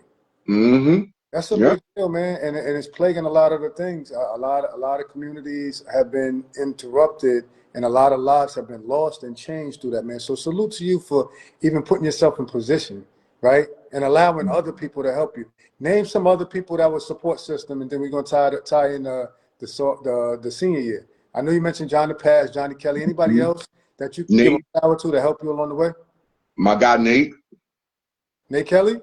Nate Kelly. Yeah. Salute Nate Kelly. The Bristol family. You know what I mean? Mama Bristol, Big Al. You know what I mean? Shout out to the Bristol family. Um, Man, it was quite a few, man. I had a really good village, man, and I That's think awesome, that bro. helped everything else out that I was going through. That's amazing, bro. Because like you said, not everybody has that, man. Especially you was holding on to a lot of stuff that you probably didn't really let everybody know until you was an adult, man. That's a big deal. That's a big. Mm-hmm. So that's another reason why I empathize with all different athletes. We don't know what their backstory is. We don't know. We don't know. What's the senior year look like, man? We going into it. You ready to go? You're like, man, I have to get this letter. I have to get some D1 letters, man. Mm-hmm. Do they ever start to come? Do they ever Mm-hmm. talk to me? All right, so now I decided not to play football. So now my fall is open. I'm playing more basketball. Um, Tim Duncan was my dude. So what I did was, my plan was to get both of the Tim Duncans. I got the silver one and the all black ones. The silver one was for home games. The all black was for away. Are you Um, fresh? yeah. You still So, more fresh. I remember them. mhm. So now though we coming into this, and now I'm looking at our league. I'm like, oh snap, we got Whitman, we got North Babylon. So now I knew we matched up well with both of them teams. I'm gonna tell you what I always was a concern. I don't know if we was gonna last. And it was from the previous years. What you mean by not last? As far as when it really get tough, if we really gonna step it up and really embrace it, or if we gonna fall apart like we did the last 3 years. Did you feel like you was prepared to lead them better, or you was kind of still in the same? Was you kind of like No, gun? no, no, Was you no. I gun was shy? confident. I was confident that I could lead them. All right, finish up, finish up. I just wanted to I know was that. confident. And I did during that my senior year. Okay. Now, of course, when you look back at it, of course, there's going to be some things that you could have done, but I think at the moment, I believe I did everything I could do. You know what I mean? And then, because we was going back and forth, man. Like the championship came down to the last week, literally the last game that we played North Babylon at North Babylon, For the and league, by us beating that, because it was a three-way tie. who We was had a that? three-way tie between us, North Babylon, and Whitman. And it For, came down to that last weekend, bro. I mean, that last game, and North Babylon wound up beating us. It was a great game though. Like the atmosphere was insane. Like it was such a great game, but they wound up beating us. So now we got jerked now because they really didn't want us playing against other conferences. So they matched us back up with North Babylon in the second round that early. And I'm like, that's messed up that they gave us that seeding. You know what I gotcha. mean? So I feel like we got jerked on the seating, yo. Because y'all really was tied for first, and then they gave y'all a low seeding. They gave us a low seed. You know what I mean? So Okay. now we matching up. Now we matching up with North Babylon. Second round. And listen, bro, Talk to when me. I mean, yo, I got to give kudos to the coach, yo. He straight took me out the game from the door, yo. When I mean they was on me, bro, they was on me. North Babylon. Oh my God. So OG, bro. Coach Jack Law. Yes. Coach Jack Law. Yo, they was on me. So when that happened, no one else stepped up Everybody to else was shell shocked. free me up. No one else freed me up. You know Ah. what I mean? So and I remember I had like 9 points that game. They wound up beating us by like 20, 25 points. Is this It your was last one of game, those Russ? things where as a fan, listen, I felt bad for the fans. Ah. Because as a fan, you like, yo, this matchup, people talking about it, and then you go and you see that. You know what I mean? So So this is your last game, Russ? my last game, man, and I ain't gonna lie, man, I boo-hoo like a baby. But shout out to my man Barry, man, my brother. He came to me, he gave me a hug, you know what I mean, consoled me, and you know what I mean, and then you know what I mean. I congratulate him, man, and I ain't listen. I don't do moral victories, but I lost to Barry Baker, yo. So Facts. And you lost to Garnett. Garnett is a pro. I I mean, lost to Garnett. Garnett made a lot of money playing You know basketball. what I mean? A 6'10" do it all guy. Mm-hmm. He went to Providence. So I lost to some heavy hitters, and You no did. Babylon. They wound up going to win the county championship. Oh man. Okay. You know what I mean? All right. So All right. So what's the thought process here, man? Because you're it almost feels incomplete. Like I was going through it, bro. this is like equivalent to like what you hear from like a Tracy McGrady. Like, bro, oh man, okay. So Nah, what's the thought listen, process now, I'm bro? going through it, yo. You're going through it. Yeah. After that, I'm going through it because now it's so much uncertainty, my guy. Like it was so much uncertainty. I'm like, okay, it's not really that much time to really get in AAU and boom, boom, boom. So I'm like, I didn't know. So what happened was, shout out Mike James. You know Shout what I out. mean? Mike went to Redemption Christian Academy. So I'm like, okay, let me go to a prep school so I could get that 1 year under my belt to where I could get notarized and stuff. You know what I mean? So that was the plan. So I went there because Mike went there. Okay. So how did that situation play out? Man, it was different, man. Now you got to realize I got put back a grade when my second grade year. So when I graduated high school, I was 19 years old. Okay. Now I'm pretty much going to another. I'm going to another high school. Now you got to. Now I just broke down and pretty much my maturity and my experiences to where my maturity was, it was up there. So now I'm going into a situation where we living in dorms. You Yep. know what I mean? We eat together. Yep. You know what I mean? My braids, I had to cut my braids off. So I felt like it took away a little bit of my power because I Yeah. couldn't get there with the braids. And it was dope in the sense that I was able, God showed me what I was going to be doing now. Okay. Okay. I wasn't there for school. I just was there for looks. You know what I mean? So I wasn't there for school. You know what I mean? So with that being said, I probably took like 2 classes and then I wound up tutoring younger kids, which was great. I loved that.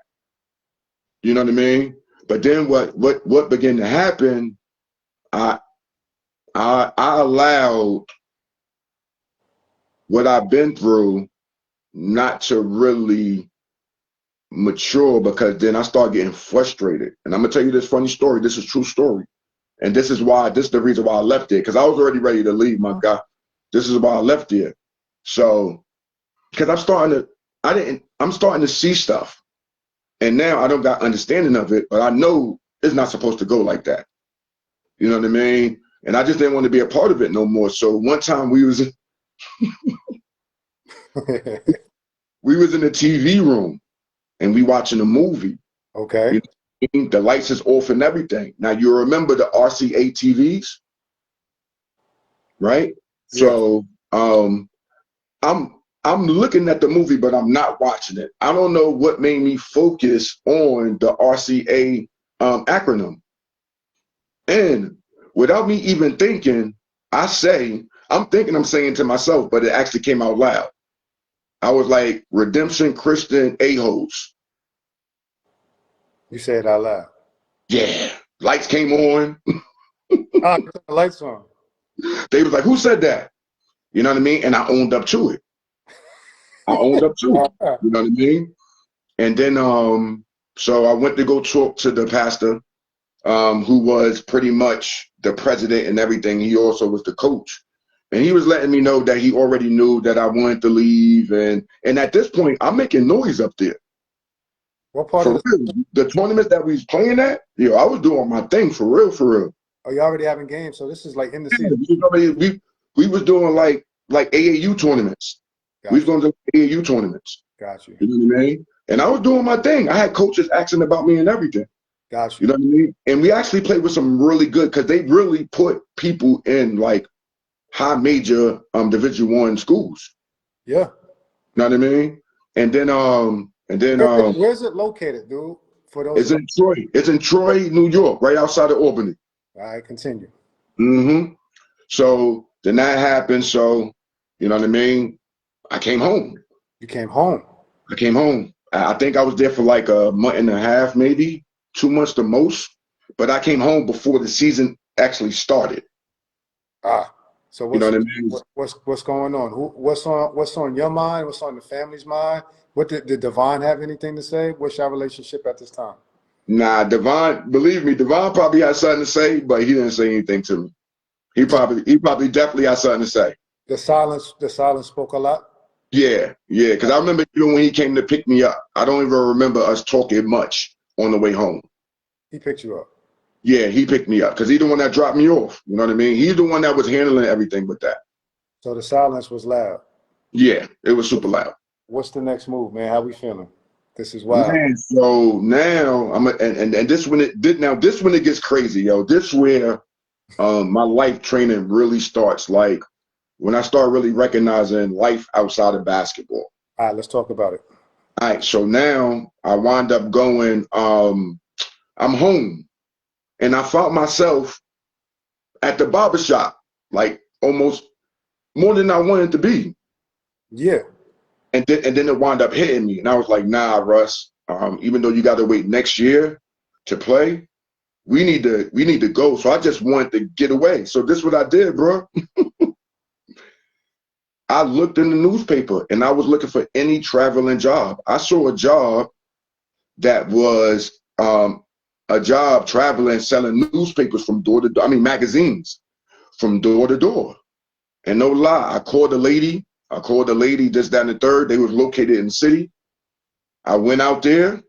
The interview was like, it wasn't no interview. She was like, okay, cool. Then she's like, Are you a yeah, human being in the flesh? You want the yeah, job? You got it. yeah, you got it. You got it. You know what I mean? And word is bond. She gave me like a Greyhound ticket.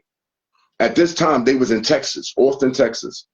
She gave me a Greyhound ticket, a couple of dollars, and pretty much sent me off. You know what I mean? And it was, oh my God, it was so crazy, my guy. Like, you want to talk Wait, about an wait. Are you in the experience? city or are you in Texas? I'm in Texas now. Yo, Russ, I didn't know this. Yo, bro, I know. That's why I started laughing, because I knew you wouldn't. So I'm in Texas now, yo, going door to door selling magazines, my guy. In You know Austin, what I Texas. mean? That's what it. And the whole time, yo, it's a scam. Oh, The whole time it was a scam, boy. I'm no. telling you, it was wild, but it served its purpose for me. Oh man. Because I just wanted to get away, yo. I I gotta didn't get. want I'm in the barber shop. hey, This can't be the end. I gotta no, leave. this can't be the end, yo. I was like, I'm not gonna do this, yo. I got you. Whatever it got to take, I'm out of here. So you in Austin, Texas, selling magazines, and it had to be a scam. How long was you out there, dude? Yo, I was out there. That was our first stop, and then we wound up going to Junction City, Kansas City. You know what I mean? And I ain't gonna lie, yo, Austin was dope, yo. I had so much fun there. You buy Besides you buy you buy selling the magazines, it was dope. you buy the University of Texas. That's Oh, for real. Yeah. Sixth Street off the hook. I loved it. And then you went You to know, Junction City, and I'm gonna tell you the crazy thing about it. I was actually good at the job, and what it did was it helped me with my talking skills. You got to talk, man. You're selling yourself and Yep. getting people And comfortable. that's the number one thing I learned, bro. To sell yourself. You know what I mean? So I actually was one of the top Reps. people. You was one of the top reps. Yes, I was one of the top reps, man. You know what I mean? So and then also what it did, that's when I started reading. That's when I read my first book. Okay, so now this is life changing for you, right? You're changing your thought path. Mm-hmm. Where is basketball on your mind right now with this? Because you in Junction City, Kansas. Mm-hmm.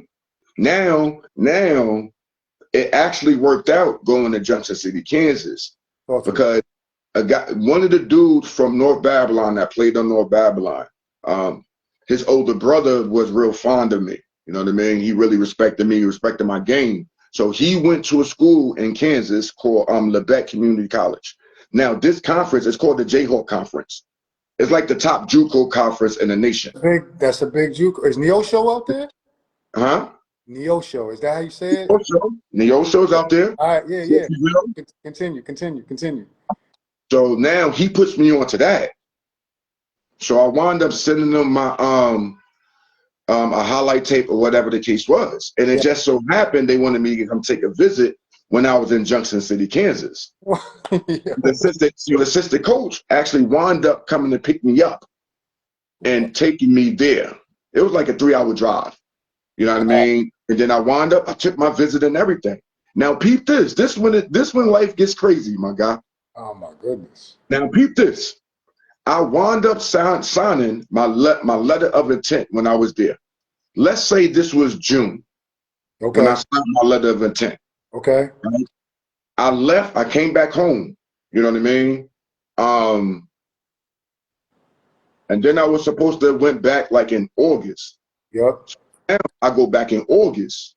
Now when I go back, I find out there's a coaching change. Oh no.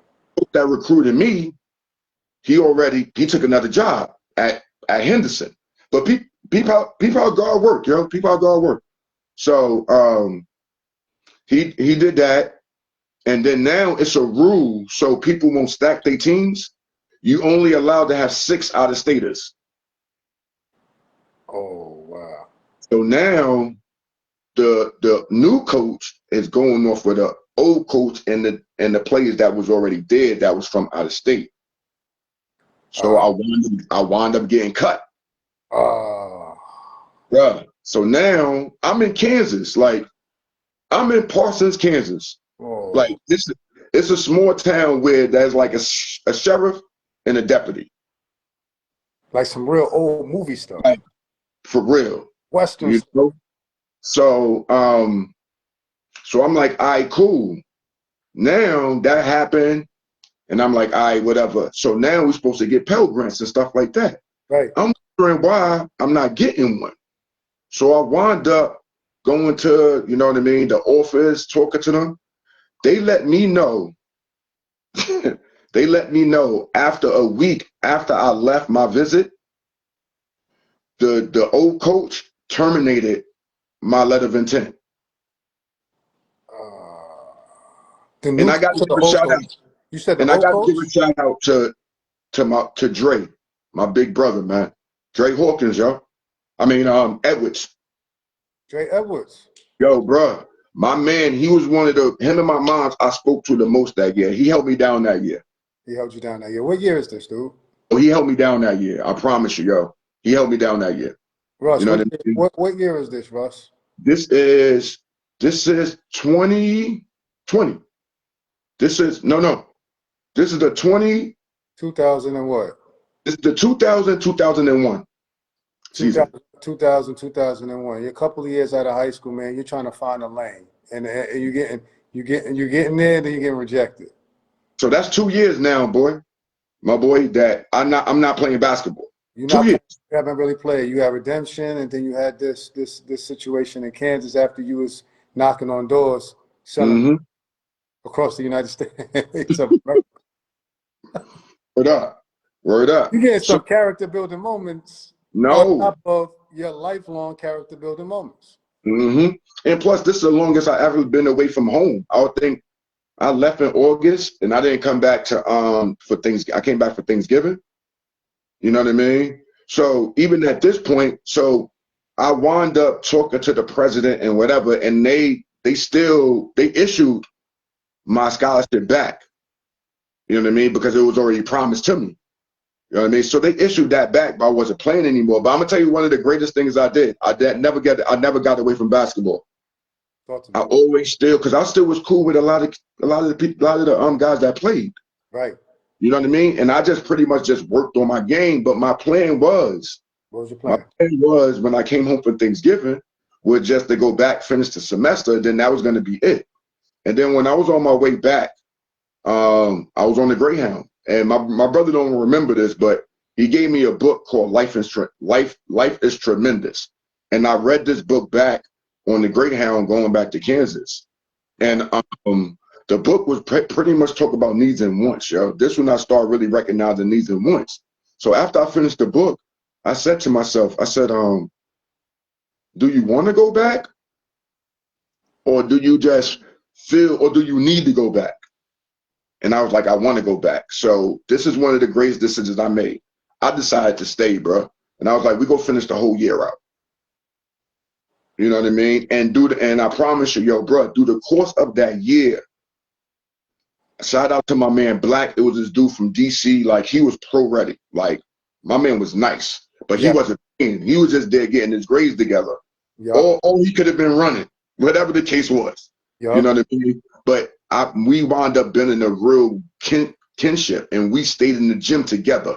So my game got so crazy to the point where towards the end of the season, they start having like scouts come in for the players. Yeah. The scouts is now looking at me. I wound up dunking on the player of the year and everything. To the point now we go on to play other places and people know about me. Off the strength of you practicing right there and cooking. What is mine? Because I'm isolated. You know what I mean? That's all it was. And we always had access to the gym. Yeah. So we had access to the gym. So my game got so much better. It was ridiculous, yo. What happens next? Now what happens next is, what happened? So what happens next is, I didn't want to be there, yo. I was like, I'm going home. So even though I was getting that, I really didn't really want to pursue it like that because the coach apologized to me. Hey, was you home? He apologized to me. He said, my bad. I was going off the coach before. Got you. You know what I mean? He was like, but you got a spot on the team next year. Got you. Now, at the same time, the old coach that went to Henderson, he wound up recruiting me to go there. This is bugged out. Was you homesick? Was you homesick, dude?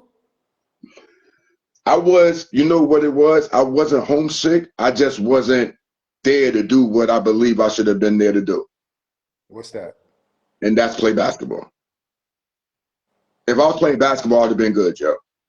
You know what I mean? So the fact that I wasn't, it kind of like pushed me away. And now, of course, you look back on it and you look at it and you be like, you know what? I should have stayed. Wow. But at the same time, I wouldn't experience other life lessons after that. You know what I mean? So they was willing, like the coach said to me and everything when I went to go take a visit to Henderson. It's in Arkansas, Little Rock, Arkansas, I believe. Okay. And I'm glad I didn't go there because I found out later how Little Rock was. Little Rock, no joke. As far as violence and stuff like that. Oh yeah. And poverty. So I remember the coach saying to me, he wanted me to sign right then. And I was like, nah, I got to think about it and this, that, and the third. So I didn't even do it and I went home. You know what I mean? And then that's when I came in contact with Globe Institution of Technology. New York, right in the city. I forgot what street it was, but I knew it was off of Chambers. Off of Chambers Street. So hold on, man. So my man, like you really are you this, all right. You're really all over the United States of America, and you're trying to play ball, but you're really not playing ball. I'm not playing ball, yo. What's the thought process, man? What's going on inside your heart? And like, what's the emotion? Is this weighing on you, or are you just like on to the next, man? Because that's something that you seem like you had to deal with a lot. Is just kind of move on to the next in a way that's faster than most. Are you feeling the pressure? Like, are you feeling depressed? Are you feeling like, man, this is just not working out for me? Or you like, I just got to keep moving and get this thing popping. I'm going to do it. You know what? I just had a drive, yo. I was like, no matter what, I'm gonna keep on pushing for what I want. Okay, continue. Um, Bro. and now this win is starting to become normal to me. So, Yeah, and it's not. It wasn't the greatest way to think, but it was like I start to expect it, yo. Like, here we go again. yeah, Here we go again. The story of my life. yeah. It was one of those things, but I knew I wasn't gonna stop though. Right. Wow. I knew I couldn't. I couldn't. You couldn't. Why couldn't you? Yeah, I couldn't. You know what I mean? I was like, I'm gonna keep on going, and whatever Hey, happens. Russ, why couldn't you? I would like to know why. Why couldn't you stop? Because some people have said, I give up. My mom's. It was my mom's, man. I knew what I was going through was light compared to what she was going through or what she went through. You know what I mean? And that's how I really base my problems that I went through. Because I'm like, yo, if this woman could go through what she have, you know what I mean, with lack of resources, you know what I mean, financial situations, you know what I mean, health wise. If she could do that and she still got a positive attitude, and this where her faith in the Lord start growing too. Now Okay. this I created my own faith. Okay. You know what I mean? And I just always knew it was something. And no, even when I did it, God always came to me, yo. It's like, nah, I got something for you. You can't stop. He So always came to me, yo. even when it felt like, man, this is it, man. Like, here we Even, go. even when it felt like that. Like this, it may hit you for a second, but then it's like, no, I got to get back up and keep going. Yeah, I gotta keep it moving. That's Like dope. it need time, you know what I mean? And then it's also it was the resentment from my father drove me too. Wow. The Speak on, resentment from my father speak on, drove me. speak on that a little bit, man, because I think that might be very helpful to some other people listening that might have similar situations. My dad was like by far one of the most talented people you would ever meet. He had the charisma, he had the gift of gab. My man had a really good build, and he didn't even work out, but he was a womanizer. And he wound up dying of AIDS. You know what I mean? And this is just the kids we know. He got 16 kids by 11 different women. You know, so and then I know like he contacted my mom's with the disease that she had. Wow. You know what I mean? So just with all of that, I'm like, not. And then on top of that, I'm junior. Wow. Like, he had the audacity to name me junior. Wow. You know what I mean? So with that being said, now with the name part, that was the thing that put pressure on me. And even through the course of it, I allowed his demons to become my demons. In what way? And the way of with females. Womanizing. I mean, like, put like this, the one thing that he told me that I remember, he told me he looked at my eyelashes and he said, the women go love that. That's the only thing I remember my dad telling me. Wow. And you know what? He was right though. This is heavy. This is heavy. You know what I mean? He was right about that. But it wound up catching up to him. So I remember seeing him on his deathbed. Like my dad was probably like 210, 215 solid. Yes. You know what I mean? Me seeing him in his deathbed, he was like 74 pounds, man. Oh, wow. Yeah. So just seeing that, you know what I mean, was insane. You know what I mean? And I was like 12, 13 at the time. But I'm going forward, you starting to build these relationships, and now you're afraid of commitment because of what this man did. And I'm looking at it like, damn, that is my dad though. Do I have the same thing in me? You know what I mean? And do I fear commitment? Am I gonna be willing to commit and stuff like that? So you know what I mean? It was just like one of those things where his demons always try to attack me. You know what I mean? And they never really got me, but It was always something that I thought about. You know what I mean? And I used that in my decision making, which I shouldn't have. You know Yeah. what I mean? But I only knew what I knew.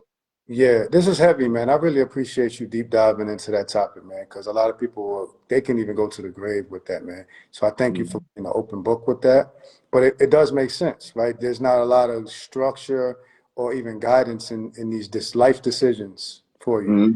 Mm-hmm. We've had conversations. This is another reason why this platform is beautiful, is because we would like for our youth to be able to Right. have better structure, you know what I'm saying, better support in these decision making and in the Mm-hmm. decision making process, excuse me. We can that's a whole nother topic that we can dive in. I think you got a lot of subtopics, man. This is what making this really, really cool. And I appreciate Mm-hmm. some I didn't even know. So thank you for that. What happened with this college thing, man? I know you slide over and end up at Suffolk.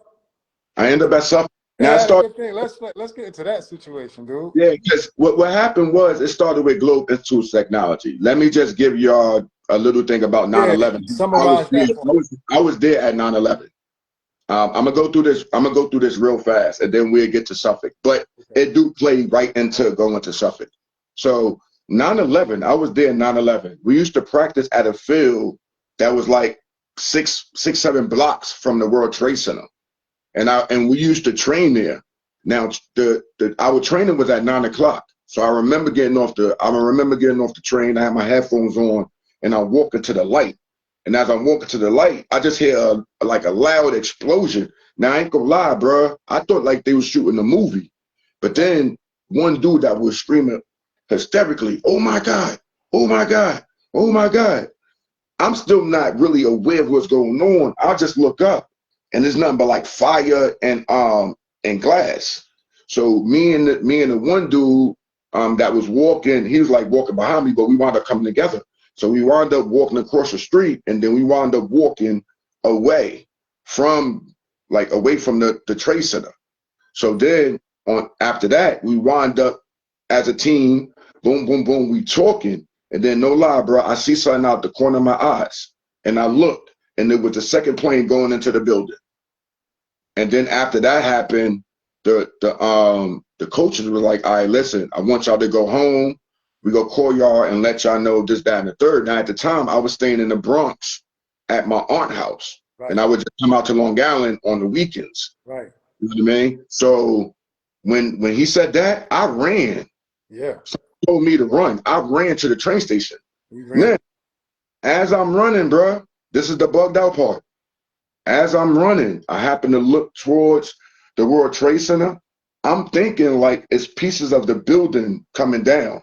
Right. Oh, it was people jumping.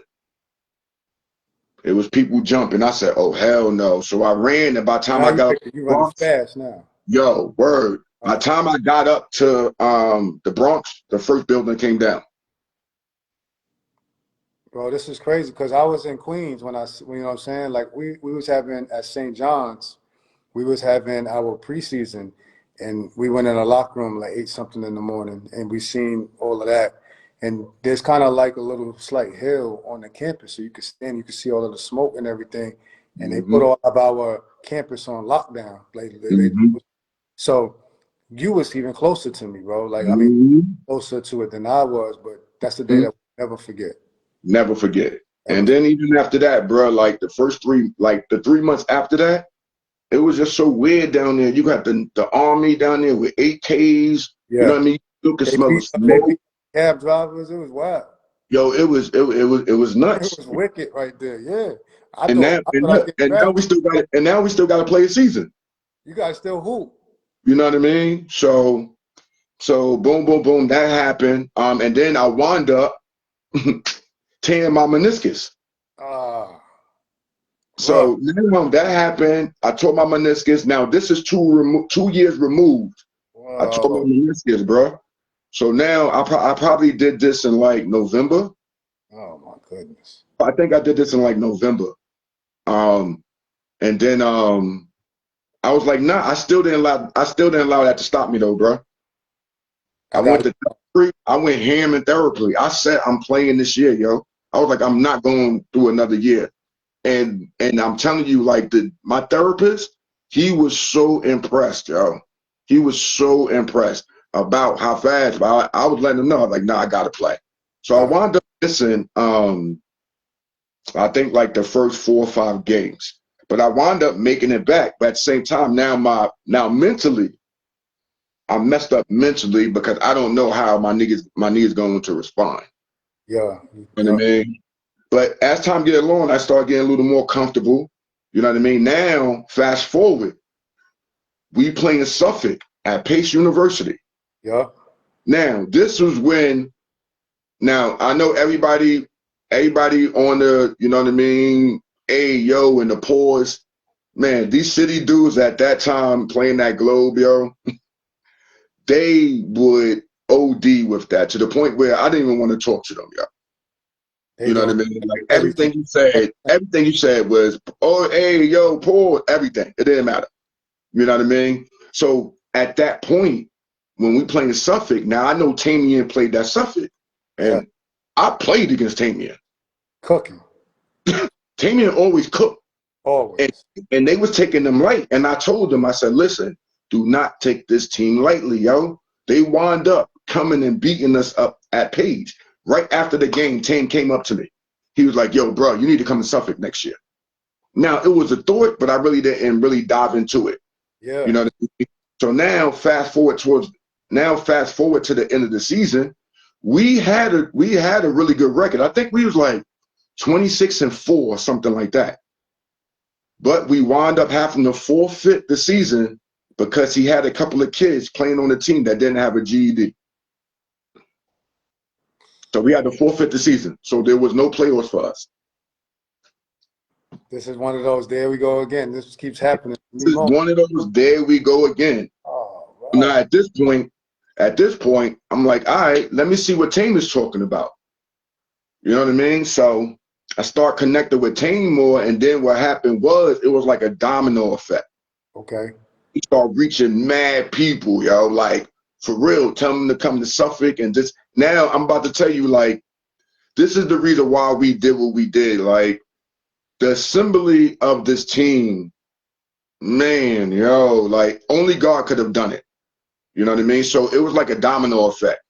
I knew Vernon Alonzo was going. I was like, word, my man Marcel Street, Mo Manning, Aaron Cummins, oh man, Emil Thomas, Darren. Darren was already there. Darren Miller, Ronnie White.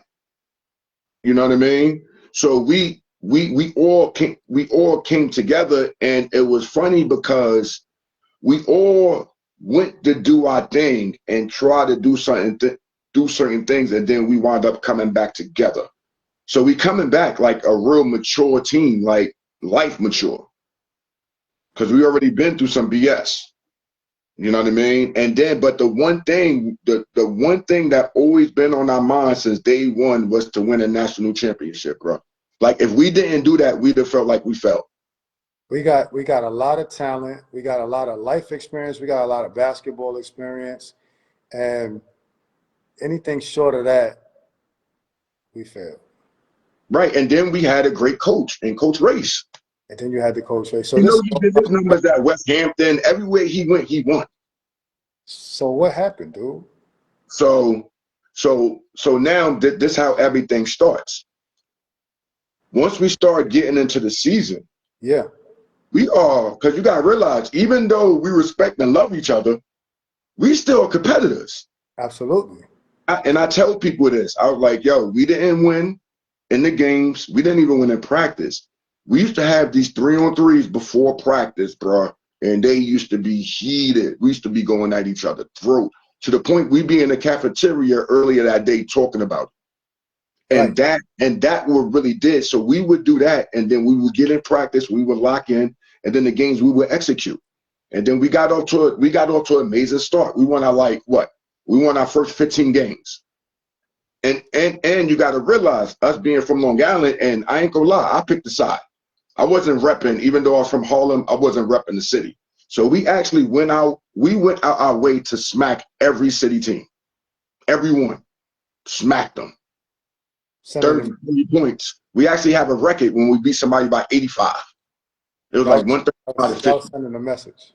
We were sending a message to everyone. You know what I mean? And then it was the one game that we lost that year was to Sullivan, up at Sullivan, Yep. which we got jerked. The rest was already just that and the third. Even with that game, I had a chance to tie the game up with a 3-pointer and then went in and came out. But we needed that loss, yo, because we couldn't stand that feeling, yo. We could not stand that feeling. And just to give people the mentality that we had and the reason why we was able to accomplish what we was able to accomplish. That year, Tamian got Player of the Year. Yep. He led the conference in scoring. And I remember it was one game, and I be trying to let my kids know this. You know what I mean? It was one game because I used to always D the best wing player. Yep. You know what I mean? So the dude was neck and neck with Tame in the scoring. So we playing them, we up by like 20 points. The dude scored, no, we probably up like 10 or whatever. The dude scored like 2 buckets on me. Yo, Tame got at me crazy. He got at me crazy, bro. He was like, yo, how could you guard me like this, like you do? And he was actually giving me a compliment. He was like, how could you guard me the way you do and you just letting this do whatever? Now I'm looking at him twisted. Yep. Cause I'm like, well, bro, we winning. But what he did was, I was like, oh, word? All right. I locked that dude up. He didn't score the rest of the game. But this is what we did to each other, yo. Right. We just each other to a high standard.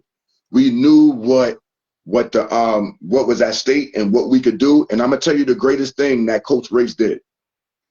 Coach Race knew how to get us not to play down to our competition. Like he would geese us the whole time about plays and teams, say this play is that. Yep. He would talk to me like, I don't even know if you could hold this player, Russ, like for real. So he knew how to get us going. So Russ, did we get this championship, Russ? We get this championship. What's this feeling like, bro? You finally are on the mountaintop. Yo, bro, I told myself if I ever win a championship, I was gonna do a snow angel. You know what I mean? So as soon as we won the championship, I dropped down, did the snow angel. You know what I mean? And word is bond, everything I've been through to that point, all was worth it. Like all that, I appreciated everything once we won that national championship, yo. You got a taste of it. You got a thrill of victory, bro.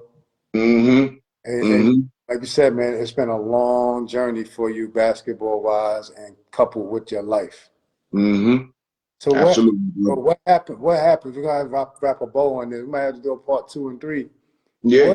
What happens post college? Does the ball stop bouncing, and when does it stop bouncing and start sliding into like adulthood? Because we all have that moment. Yeah. You know what it was? It stopped bouncing in 06. That's when I graduated SUNY Westbury. Well, really 07. Okay. And I made a decision, bro.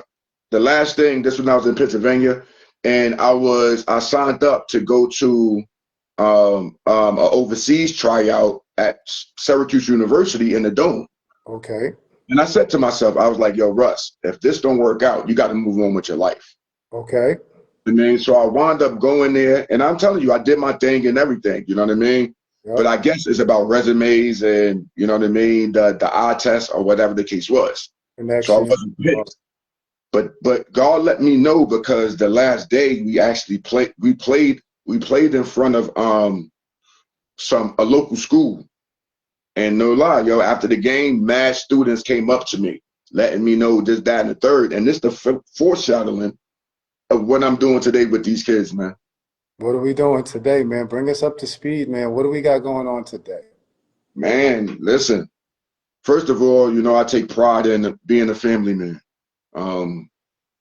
That's something that I always wanted to have over my dad, is to be a family man. Being able to do my best and be the best husband that I could be. Definitely with my little guy being the best father I could be. But I knew none of that would be possible if I couldn't be a better man. You know what I mean? So I had to relearn some things, man. And this when the intentional training came into play.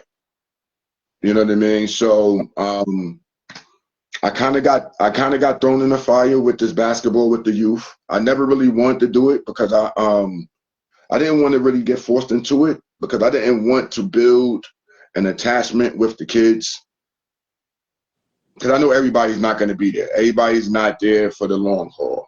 And Yeah. I knew it was going to be tough for me to detach myself from kids.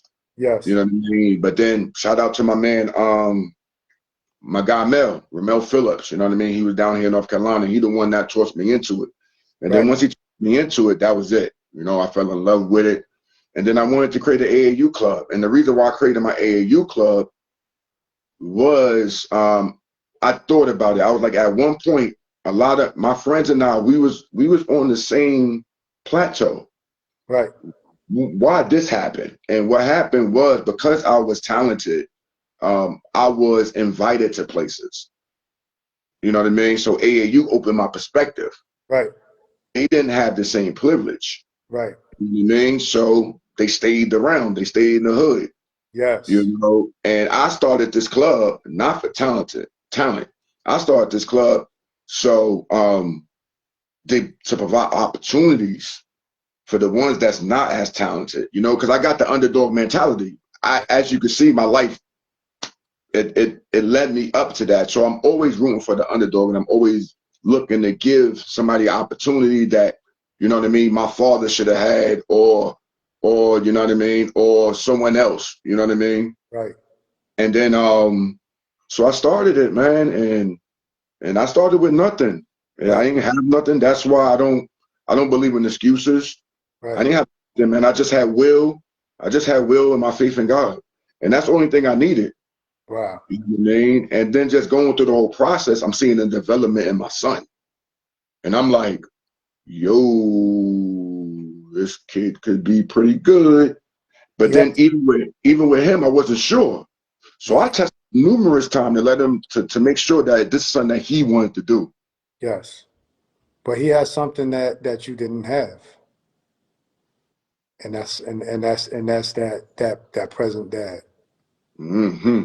That's heavy, bro. That's heavy. So now you're pouring into not only your son, but you're pouring into other people's sons and possibly Hmm. ladies And too. daughters. I think got a And girl. daughters too. You got a girls team too, right?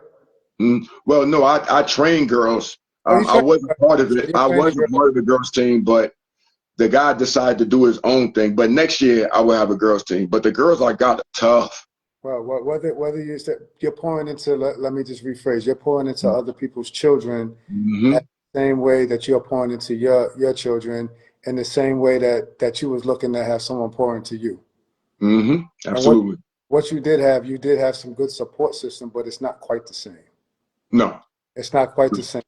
So for Mm. you to be able to recognize that from losing your brother, losing your mom to the drugs, and having her have to fight through life, and you having to go through lesson after lesson when it comes to being a basketball player, heartbreak after heartbreak, on top of navigating life and having some of the same qualities that your dad was fighting against, you fighting against, in order for you to just be sitting here, man. A lot of people don't even get to the spot, Russ. They Mm. fold. They fold, and understandably so, because life is hard. There's no pause button. I say that a lot. There's no pause button as an adult. So for you to just be sitting here, man, for us to be able to have a conversation to give you flowers about your basketball career, I think we have to look at it from a wider and bigger perspective. And we talked about this prior too. It's bigger than basketball. So I'm Hmm. gonna give you your flowers as a man, right? For you to be Mm. able to stand tall and deal with adversity after adversity and still be able to just sit here with dignity.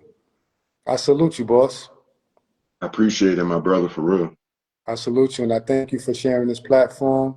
Like you said, I think it's therapeutic, but I think it's educational, and we're celebrating you at the same time. So hopefully this thing rings out, man. I know that you have a book, man. You're an author. Yeah, man. And Give that's a crazy everybody the thing. name of your book. I think I'm this gonna is put more like an introduction because my next wait, your book, next book. huh? Your next book. You got another one? No, the one, but Chinese bamboo tree is pretty much, more in detail of my life. until I graduated high school. But my next book that I'm working on now is pretty much some of the stuff that we spoke on today, and it's pretty much my college journey, man. Awesome. And I would like to say this, man. God got a funny things of doing stuff and putting us in certain type of situations. So when I look about what he did and what he allowed me to go through, and you know, I traveled the world. I've been a lot of different places. You know what I mean? Right. And I did all of this with being broke, bro. I ain't have no money. But And what he did that was he story, allowed my experience to grow my experience so I could pour into people. So this is by design, man. it's a beautiful thing because, like you said, man, money is a huge resource.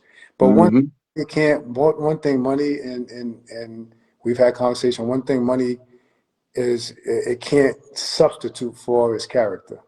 That's a fact. It really reveals the character of that person, man. So your character has grown strong through the really being refined through the fire that you walk through. That fair Hmm. to say? Hmm. Man, so I give you your flowers, man, and all fun. You're definitely a legend for Copiague, and obviously, you're a brother to me, right? We've had many conversations over. Yes. My You helped God, really. me with my event in a way that I'm saying I can't express enough thank yous for because we was doing it remotely, like we wasn't even on site.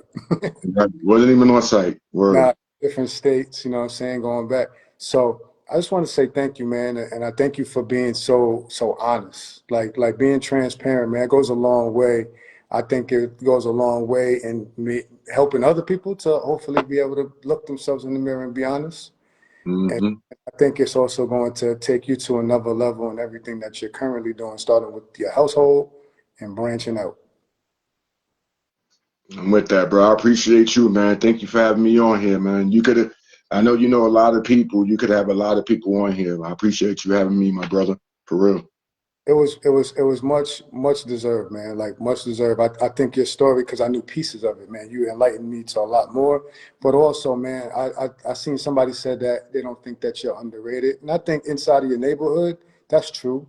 But I Hmm. think when we look at the perspective and from a Long Island basketball perspective, I Hmm. think you are just off the Hmm. fact that you're known in your era, right? And really Hmm. in your years, because Copeg has a few people like you as far as playing, but y'all don't have those playoff runs. Y'all got one in '07, right? So Yes. shout out to '07 So team. shout out to So, that team. yeah, No so we're not Bird gonna and say DJ. have, Yep. yeah, we're not gonna say you don't have any, but Hmm. there's been a lot of what ifs with the amount of talent.